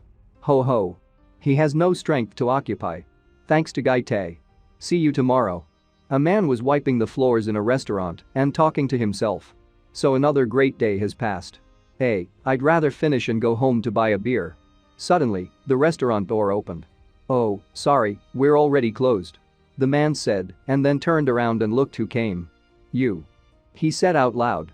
"Long time no see," said the man who came in. "Jian Jiangsu. It's you?" The employee was surprised. A couple of minutes later, he was already cooking noodles for him. And a moment later, the noodles were already waiting for their owner. "Well, that's it. Done. Try." A masterpiece from Gai T on which a lot of effort was spent. This is noodles for real men. Even though I am an assistant chef now, I will become the best chef very soon. The man tried the cooking. "Ha. How delicious is it?" the cook asked. "Know that it is an honor to be my first client." Putting the chopsticks on the table, the visitor turned away and said, "Horror, Ryachevo." "What?" the cook shouted. After a while, they were already standing on the street and talking. "How's work going?" "Every day is like the apocalypse." "You seem to like it," the visitor said with a smile. The great Gai Te himself became a cook. I was surprised. "Oh, come on," the cook replied. "Cook is too big a word for me. The reality is like this. I got out of the narrow corridors of the school, and now the world seems so spacious to me." Suddenly the visitor asked, "Do you hate me? I kicked you out like a coward." "You hate it?" the cook asked in surprise and added, "Jiangsu, if you think about it. Then you were right. You called me a bully back then. I thought otherwise, but in the end it turned out that way. All hooligans are like that, only now I've come to my senses. You see, I was right." The visitor replied with a satisfied expression. "What a freak. Are you bragging now? You said yourself that I'm right. Okay, I'll go, I have things to do." "Are you leaving already? Where are you in such a hurry?" "I'm sorry I called your cooking a piggy. I wish you to become the greatest chef in the world," John said as he left. "Why are you so embarrassing?" "Right then, we'll go have a drink with you. If there's time," he replied. "Definitely not in the near future. I have to kill this monster in order for everyone to survive." At the same time, Rispol caught up with the villain, and now he, person, and I were standing near the fence wall. Taking a little breath from the chase, Rispol began to speak. "You really deserve credit for getting here. But now you're finished." The heavily wounded villain was lying with his back against a wall. I was shocked. Rispol. It's definitely him. For a second, I thought about my humiliating past. And my body refused to move. Rispol continued. "A little more, and you really are finished. Now give up." He wanted to say it, but he didn't say it. Noticing me, he turned his head and said, "A child? What are you doing here? Run away from here, it's dangerous here." I was mumbling and couldn't pull myself together. That bastard doesn't even remember me. Then suddenly he remembered. "Stop. This mask. Wasn't it you I saw in Seoul? How did you end up here? Do you live here?" I was trying to squeeze out the words. "Me too. Me too." The villain. But I said it so indistinctly that it was difficult to understand the meaning. Letters do not bind into words. A pitiful sight. I remembered what I was like before becoming a Superman. And I felt uncomfortable. "We'll talk later." Cut off the Rispol. Leave quickly. This is not a place for children. All his attention was focused on the villain who was lying against a wall. I'm not a child," I shouted. "What? I can't hear." Turning around, he repeated the words. "Baby, get out of here." At that moment, a knife flew into the Rispol. Naturally he noticed it. "Ha. You and Prada have nothing left since you throw such things." Breathing heavily, the villain replied. "Well, kill me already." "Good." Rispol answered. "I was going to anyway." I gathered my thoughts and said a little louder. "Rispol. Don't ignore me. I'm a villain too. I'm not a child." "Yeah. Me too." But he just covered me with his hand and said. "Baby." I understood. "Now hide behind me. It's dangerous here." Physical strength and pride were not proportional to each other in my body. Even a weak person can have a huge sense of self-worth. Despite the good intentions of Rispol, my conceit was greatly hurt. Suddenly that dark voice sounded in my head again. "Ha ha ha ha." He laughed with me. "Garbage. A title suitable for a coward like you." "Shut up," I said to the voice in my head. "Who called me a coward? Then what are you afraid of?" The ominous voice caused fear. "Pull out that arrogant hand of Rispol. Do you want to continue playing the victim? The victim that the heroes save? What? Never. I don't want." "But, you pathetic bastard," a voice shouted. "Coward. Garbage. What, will you run away with your tail between your legs?" "No. What do you know? I tried to retort, but my voice was unshakable. You're scared. You're afraid of him. Damn garbage. You're wasting my power in nowhere. Shut up. It's time to get ready. What's wrong with me? We need to calm down. Pull yourself together. Concentrate. That's my voice. If I get ready, I won't hear it anymore. Damn weakling. The voice shouted even louder. I'll have to do everything myself. What the hell? I'll show you what real power is. Rispol, who was standing in front of me, once again tried to protect me. Baby, wait for me for now. I'll take you home when I've dealt with him. I'm sure he won't attack you. But just in case. Suddenly he felt something. Something dangerous is behind you. What? But after a moment, my hand pierced his chest. Pieces of flesh and blood flew to the ground. And? What for? The hero said in surprise. Rispol couldn't believe what had happened. The child, who only occasionally flashed in the news about the skirmishes, now pierced his chest. The hero began to cough and through spitting with blood, was able to squeeze out the word damn. Person, the villain who was sitting against a wall, opened his eyes wide, apparently he didn't believe it either. I was still standing with my hand in the chest of the Rispol, but it didn't last long. Suddenly, a powerful blow to the face sent me flying far away. A huge column of dust rose into the air. I was fired like a cannon. Rispol fell to his knee. The wound turned out to be really fatal even for such a hero.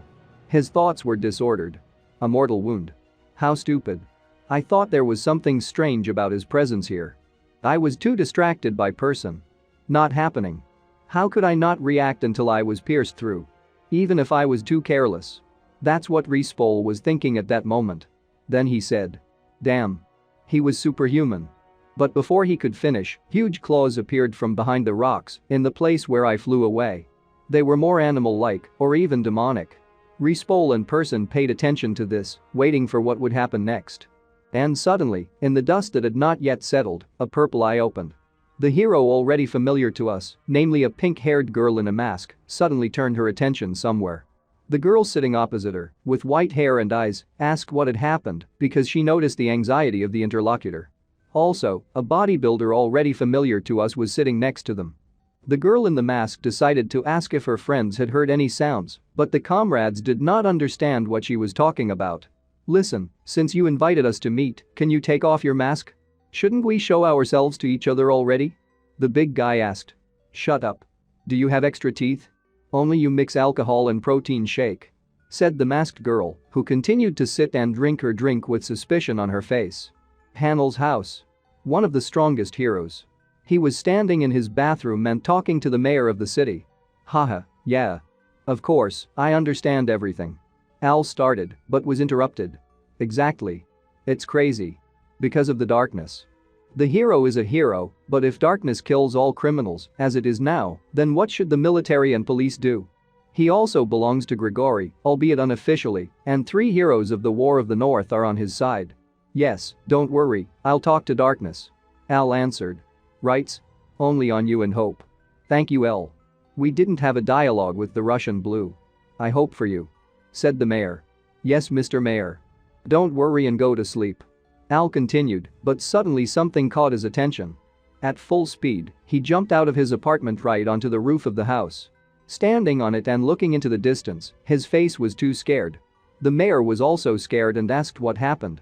At this time, apparently the hero was running to the rescue of the devil through the blue hell and muttering to himself. Damn. Why doesn't it come out? Did this hippie really run there? Oh, this scumbag will definitely mock. Suddenly, a noise in the sky caught his attention. Damn, I almost laid bricks, and these are just birds.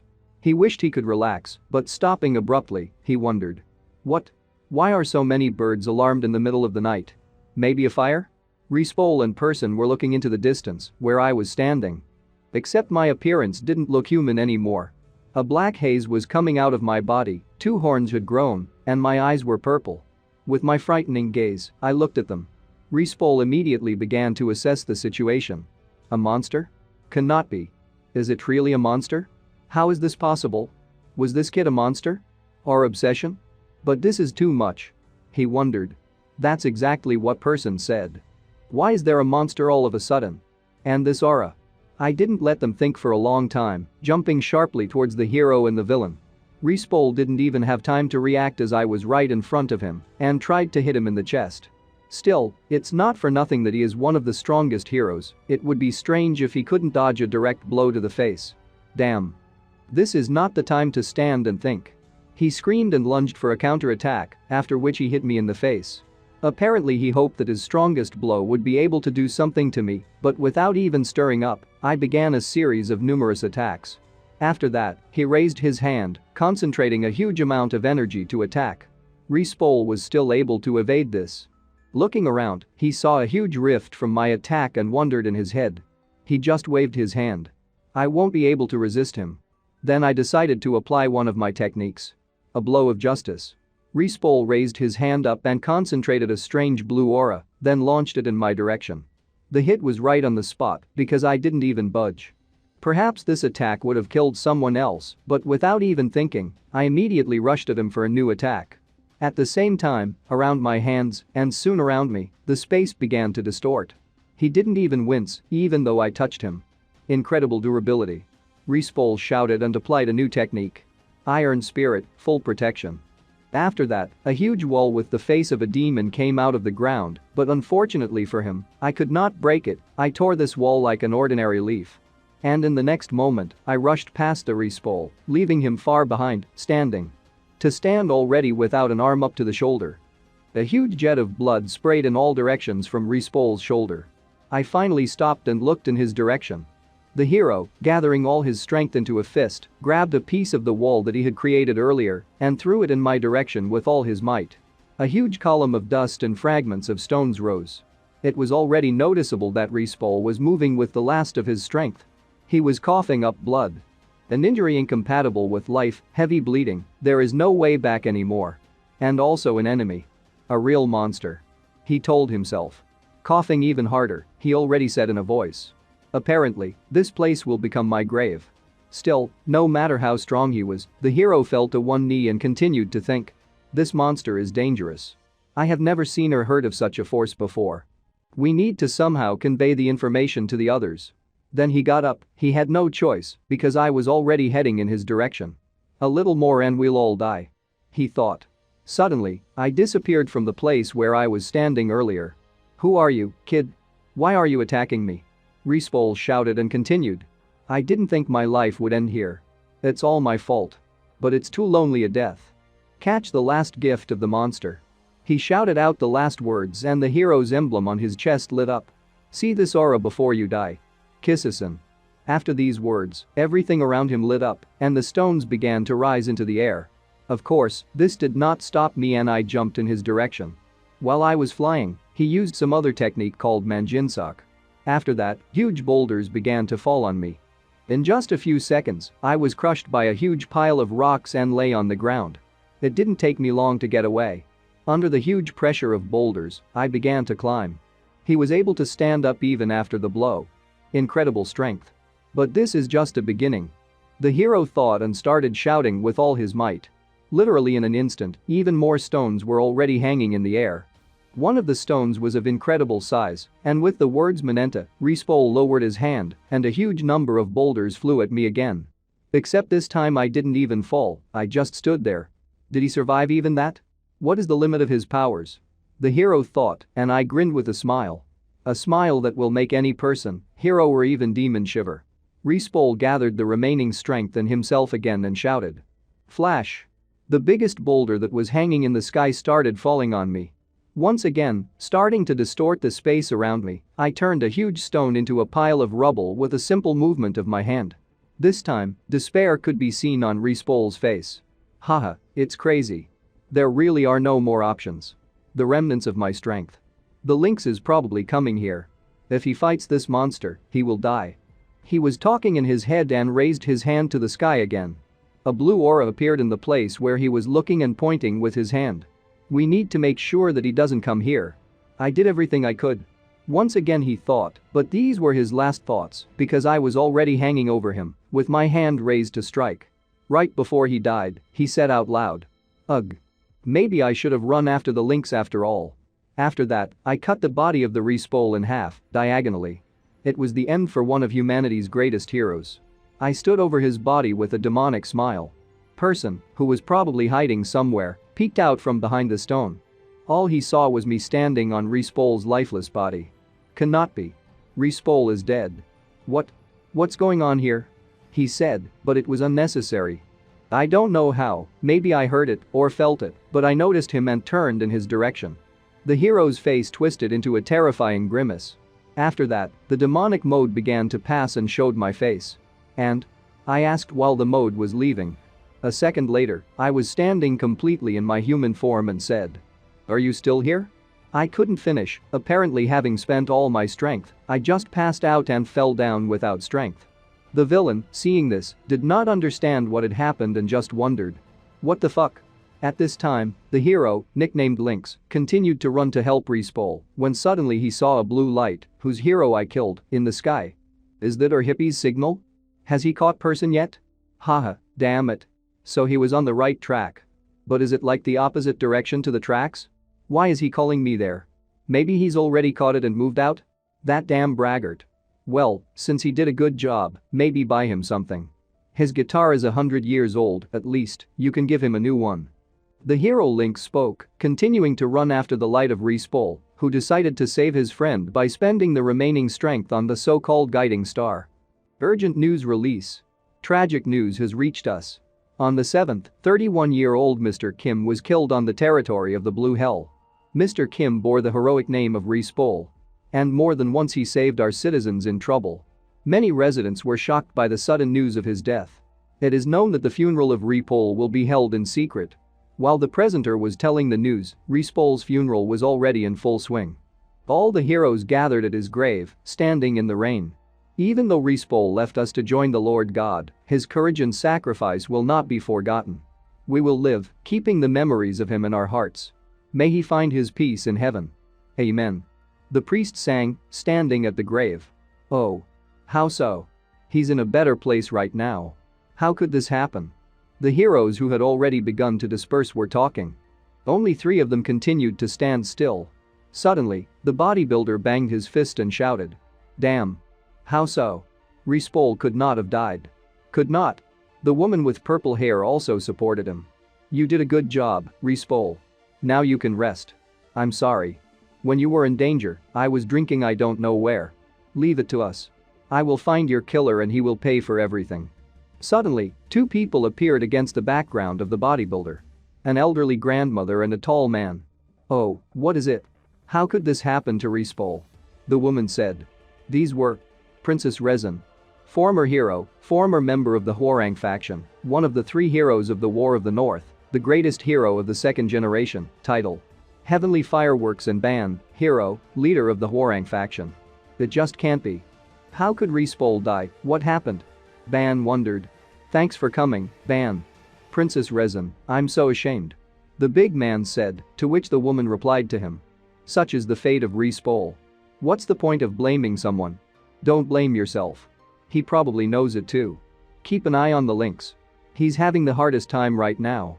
The bodybuilder confirmed her words. So it is, Lynx and Respol have been inseparable since childhood. Then please. There will be no help from an old woman like me here. The old woman said, but the big man supported her. Don't worry. Your presence alone gives us strength. The Lynx was the only one who continued to stand over the grave, no matter what. The bodybuilder came up to him and put his hand on his shoulder. Lynx, let's go. We have a lot to do. But the hero, as if he did not hear these words, he stood and blamed himself. A masked woman decided to join the conversation. What are you talking about? Stop talking nonsense. Why is it suddenly your fault? It's all because of me, I'm responsible for the death of Respol. I missed person, and Respol ran after him. Said the Lynx. The rest of the heroes just started supporting him because they had no other choice. Suddenly, the Lynx's fist clenched tightly, blood flowed from his eyes, and the veins on his face swelled. Respol's killer. I will definitely find him. He won't leave me. Necessarily. Necessarily. Necessarily. While he was saying this, I was lying on the bed with a fever. The world was shocked by the news of the death of Respol. All the heroes of the world were furious. And there's nothing to say about Grigori. Even those villains who constantly got into trouble were afraid of Grigori's anger and tried to justify themselves by presenting their alibi at press conferences with journalists. Meanwhile, at the scene of the Battle of Mian Respol in the Blue Hell, Darkness, the hero, studied the evidence. The man was wearing a strange mask with red inserts. He came to the scene of the battle, trying to understand what had happened. He saw all the cracks on the ground and understood that the battle was very fierce. Darkness began to reproduce the evening when Respol and Link's Chaz person, but separated. Looking around the neighborhood, he reproduces everything that happened that night before my battle with incredible accuracy. Judging by the tracks, person had no strength. And Respol, in turn, has energy left. Respol and Lynx were together, so it's not surprising. Respol had zero chances to lose, why? He told himself. When suddenly something distracted him and he turned around. He noticed more footprints that pointed to a third person, that is, to me, but only person knows about it. These are not the steps of a man who has studied hand-to-hand combat. Respol's steps. It seems that Respol was not afraid of him. Apparently, they were acquainted or Respol was not afraid of him. But the first blow. Judging by the bloodstains, Respol was badly hurt. Respol also responded with a blow. But why didn't he attack from the beginning? Respol defended himself possibly in this position. But Respol was already mortally wounded. And the opponent? What is this trail? It's definitely the same creature, but why does it seem like it's not? Apparently, he turned into someone else. The way Darkness reproduced a battle would have surprised any of the investigators. He took out an object similar to a phone, but this thing can measure the level of radioactivity. And the scale in this place was off the scale. High level of radiation. It's a monster.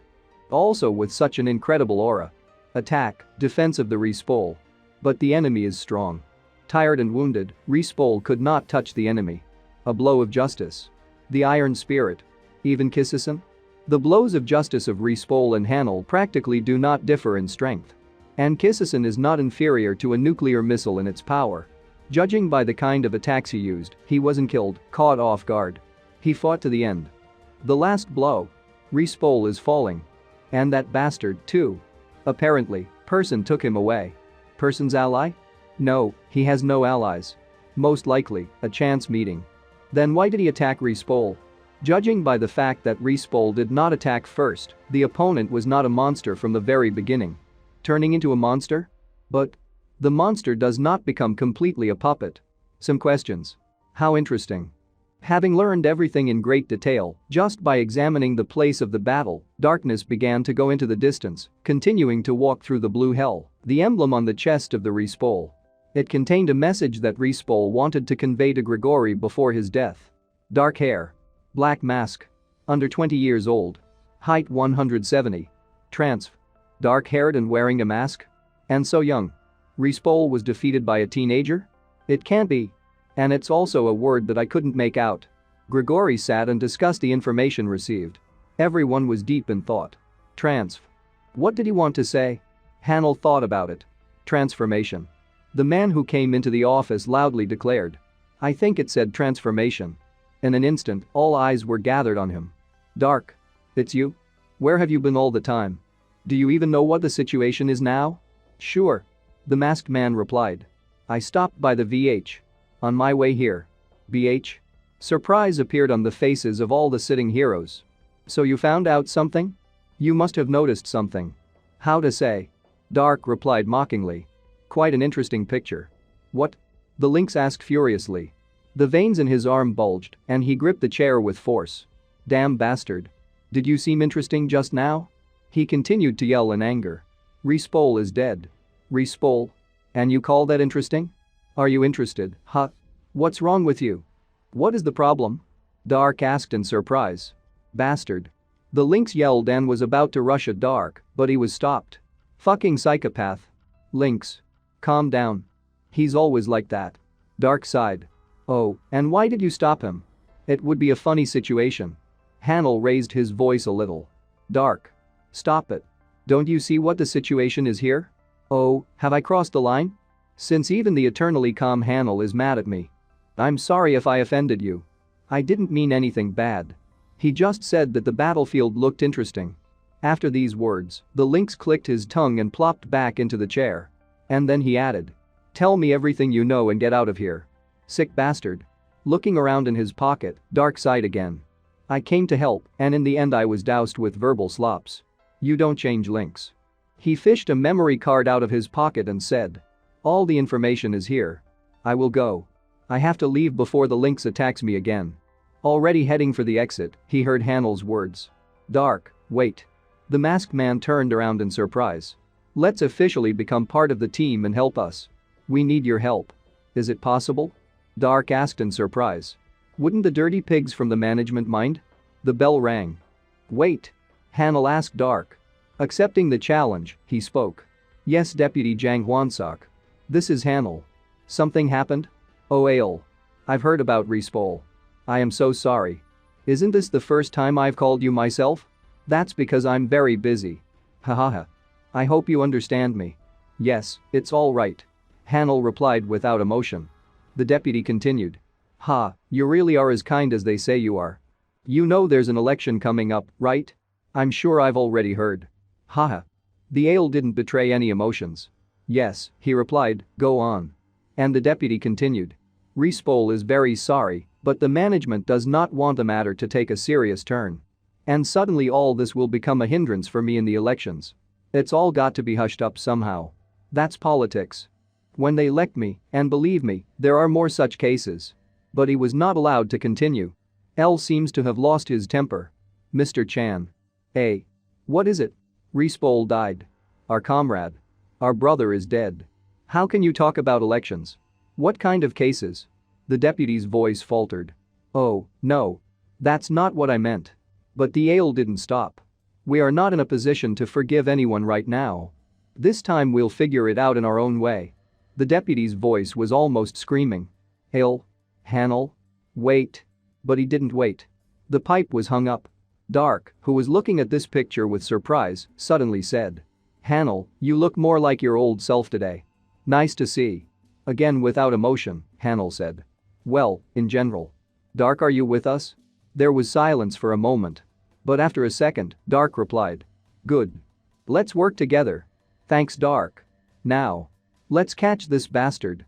A little later on the grave of Respol. Dark stood in the light of the moon and peered into the crypt. Then, he fished a flower out of his pocket. After laying it on the grave, he went for information. It's been a long time since that day. I don't remember it, but they say I killed Repol. And my life has changed a lot. To begin with, I left school. Although the director was confused because I had good grades and in general everything is good at school. After signing the papers, I politely said goodbye to him and left. Even though the school was useless and didn't mean much, it was a bit of a pity to leave. That's really it now. So, what else do I have left? She was breathing heavily, apparently running as fast as she could to get here. I already know everything. She said. Are you leaving? Why? I said, confused. I'm just leaving. Far away. Ha. Then I'll leave school too. She answered abruptly like lightning. What? I didn't expect this. Why so suddenly? Joke. She replied. Everything is as usual. There was an awkward silence, but I decided to break it. Don't you have to go to class? Suddenly she spoke. Did you know that I'm actually an outsider? If it wasn't for you, I would never have had fun and laughed with the guys. I was a little shocked by her words. And? What? Are you making fun of me? You're so popular. I'm serious. She replied. I've always been alone. It seemed to me that having fun with classmates was childish. I'm also from a shelter. I do not know how old I am. Maybe I'm even older than you. Foster parents indicated only my approximate age, so it was not easy to make friends with the guys at school. Do I have to go to school? Boredom is mortal. I thought. Most of all, I hated the task for groups. So most of all it was obvious that I didn't fit in. I usually teamed up with those who stayed, hoping that they would turn out to be smart guys. It was also difficult for them with such a gloomy classmate like me, and in the end it turned out that I did not want to communicate with them. But actually, I was a little lonely. And then, I heard voices. What do you really say? Well, yes, but what's the big deal? She's a little bit of that. It's all right. And that was your voice. Listen. Have you already chosen your team? We don't have enough people. If you haven't decided yet, why don't you join us? And I wanted to be on the same team with you. Good. I answered. There was concern in your words. So I thought we could be friends. Having fun with friends turned out to be nicer than I thought. And there was nothing childish about it. So I was able to make friends with the rest of the guys and became who I am now. Really? I thought about it. I didn't know that. Really? I asked. I don't even remember. I started liking Jean somewhere in the middle of the semester. Thanks. It came from her. I said in surprise. I really wanted to tell you this. Thanks. Thanks to you, my school life has become fun. Smiling, she told me this. Take care of yourself and don't get sick. Suddenly, I felt I had to say something. Jean, stop. Listen. Can I write to you? Maybe we can see each other again. But saying this, I understood that it was impossible. Must not. You can't write to her, for her own sake. Of course you can. I'll be waiting. Right. Smiling, she headed back to school. And I was left standing on the street alone. How did it happen? What did I want? Jun Chop texted me. Without me, Yoon Tae Jin's gang ended up in a hospital bed after getting a lull from high school students. I'm lonely. The strongest villain? Why do I need it? But you can't catch an arrow halfway through. Maybe I was too frivolous? I've been thinking about it. A little later, on the territory of BH Henham, it's too late, we've gone too far. The man who was almost killed by Respol was looking at me. The villain person. Oh, yeah. I answered awkwardly. Pull yourself together. He encouraged me. After all, you killed Respol, a great hero and a comrade of many other heroes. People like him can be counted on the fingers of the whole world. Now not only heroes will be looking for you, but also villains who want to make themselves known. Very uncertain, I confirmed. Yes, but… Person leaned a little closer. Yes, Henham, speak up. Will you still talk to me formally? I asked in surprise. Person just nodded and added. This is the only way to address Henham. Suddenly, the door opened and a man with pink hair and makeup on his face came into the room. Hey boss. We're all out of side dishes. I want an egg roll. Person looked at him angrily. Gamajan. Watch your tongue in the presence of Henham. Oh, how scary. He replied. Boss, buy some food. You are welcome. That bastard. It seemed that Person got angry and was about to get into a fight when suddenly. I'll buy it well. I answered. Henham. Person said irritably. You can't listen to all their whims. Hey, our boss is really the best. Gamajan shouted. Suddenly, there was a loud scream. Who dared? Who dared to drink my coffee? Another kid burst into the room. He was small, even shorter than me, and he screamed like he wasn't himself. Gamajan, was it you again? You were told to stay away from him, you damn villainous pig. In response to this, Gamajan only grinned. Shitri. Are you being rude again? You don't have any concepts at all. And not only concepts. And while they were sorting it out, Person brought me a cup. Henham, have some coffee. Ah, thank you. Speaking of which. It happened a few days after the murder of Repol. I woke up in an unfamiliar room. Oh. Head. Did I pass out? How did it happen? Suddenly, a voice was heard. Henham, are you awake? What? Henham? Where am I anyway? Surprised, I shook my head and immediately noticed the very type that Respol was chasing. How good that you woke up. Henham. Clearly not understanding what was going on, I decided to justify myself. I think you've got me confused with someone else. Me, Henham? I don't even know you. Suddenly the red-headed guy bowed. You saved my life. He shouted.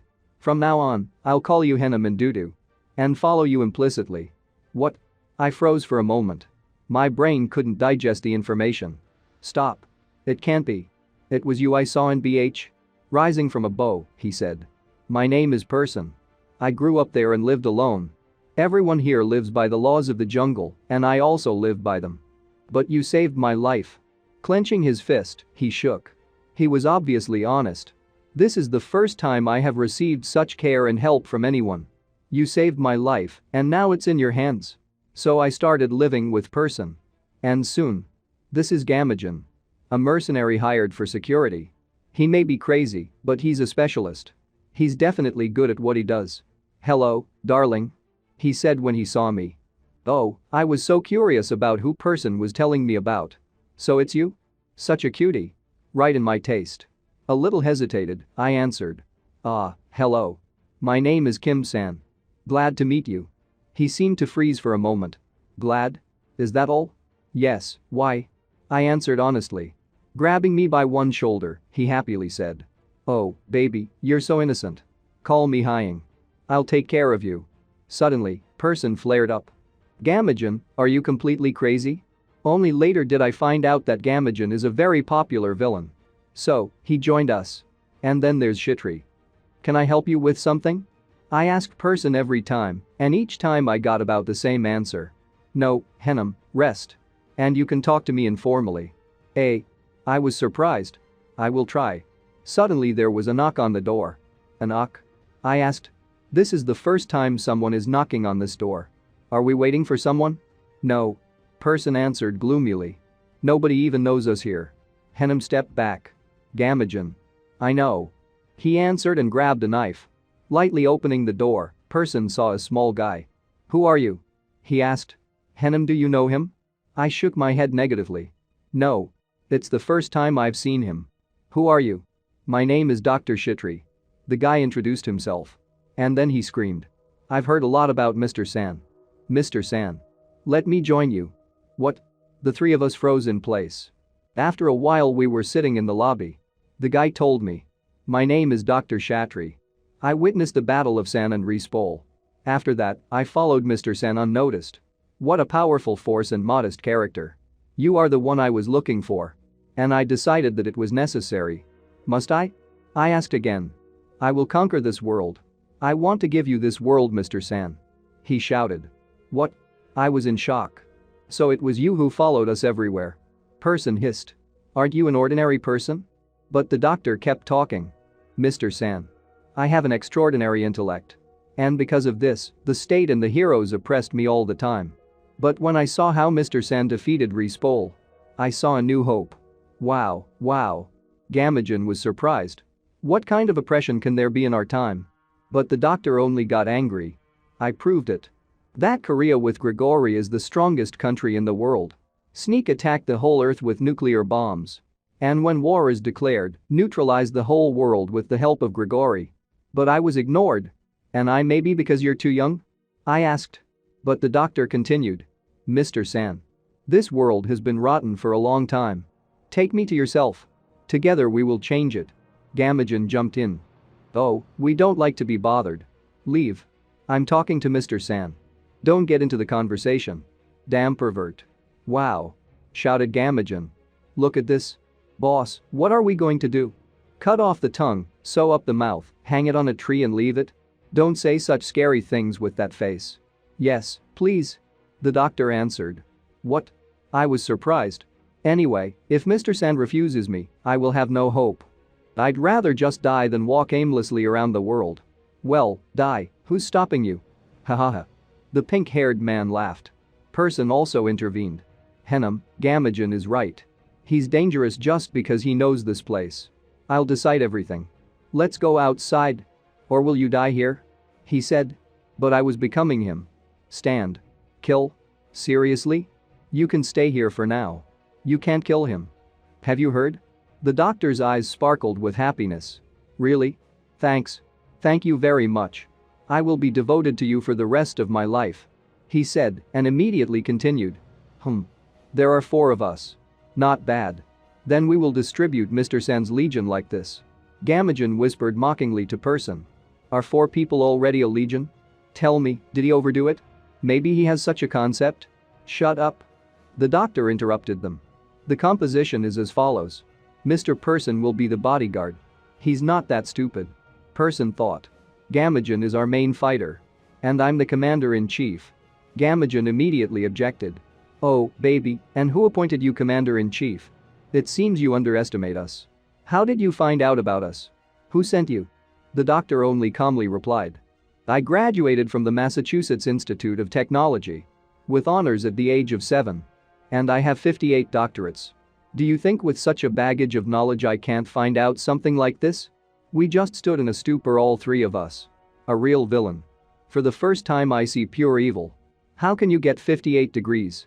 Such thoughts were spinning in our heads. So it's settled. It remains to come up with a name. Great. I've decided. Now we will be called Seprum. Seprum? It means people who will change the world. What's your name, sir? Do we really need a name? Gamajin asked. Aha. Why be so wise? Person confirmed. But I was delighted. After that, we set up a house in BH and began to live together. Shitri said that it was better for him to live with us so that the heroes would not find him. It may be a dangerous place, but Shitri's neighbors are much more dangerous. Our days. Shitri is yelling at the top of her lungs. Hey. Are you lying around again? We would do something at least. Well, yes, for example, washing, I confirmed. Mr. San should rest. Added Shitru, addressing two of my subordinates. Do you want Mr. San to do everything himself? Is he always like this? Gamajan asked. Can we kill him on the sly? Person suggested. Then I'll go too. I declared. Mr. San. Suddenly Shitru called out to me. Can I talk to you for a minute? Oh, okay. We went into the hall. Mr. San. We need to pull ourselves together. As Person said, many enemies are aimed at you. Oh, yeah. Mr. San, you are surprisingly ill-informed. I just smiled. Ha, well, there is such a thing. After my words, he plopped the textbook in front of me. Then I will tell you about the heroes who pose a danger to us. The name of the textbook. Encyclopedia of Heroes. By Shitri. First of all, he began, Grigori. You know them. The strongest team of heroes in the world. From Korea. Next, the Keepers. The biggest team of heroes in the world. From America. We can say that 60% of all heroes are from there. Recently, 2 of their heroes died in Texas. And they're a little on edge. Next, the Knights of the Temple. The team from Israel is the strongest after Grigori. But the head will die from illness any day now. He did not prepare an heir, so everything turned upside down for them. They say the leader is called the Lion King. And he's almost as strong as Hanel. Next is Ultra Nippon. The team from Japan is not the strongest, but they are close to us geographically. And they don't like us very much. Why? I asked. This jerk killed the leader. And now they're looking for him. Person looked away, embarrassed. Haha. I didn't know that would happen. Now, you should know which of the Grigori you should be wary of.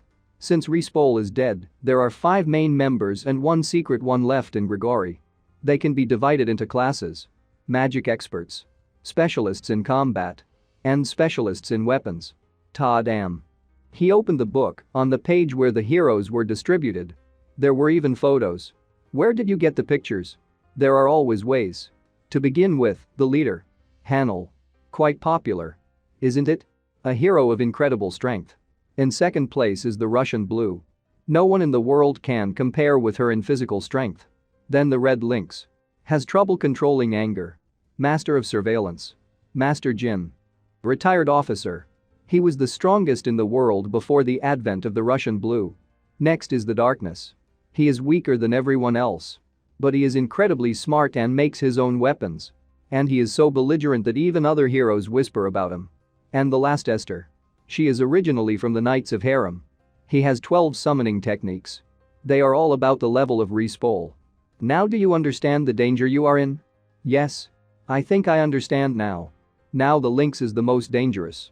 He was Respol's best friend, most likely he went off the rails. Good. I answered, standing up. I'll remember. Wait a minute. The doctor stopped me. As I said, the first and second number in Grigori is Hanel and the Russian Blue. However, this Darkness.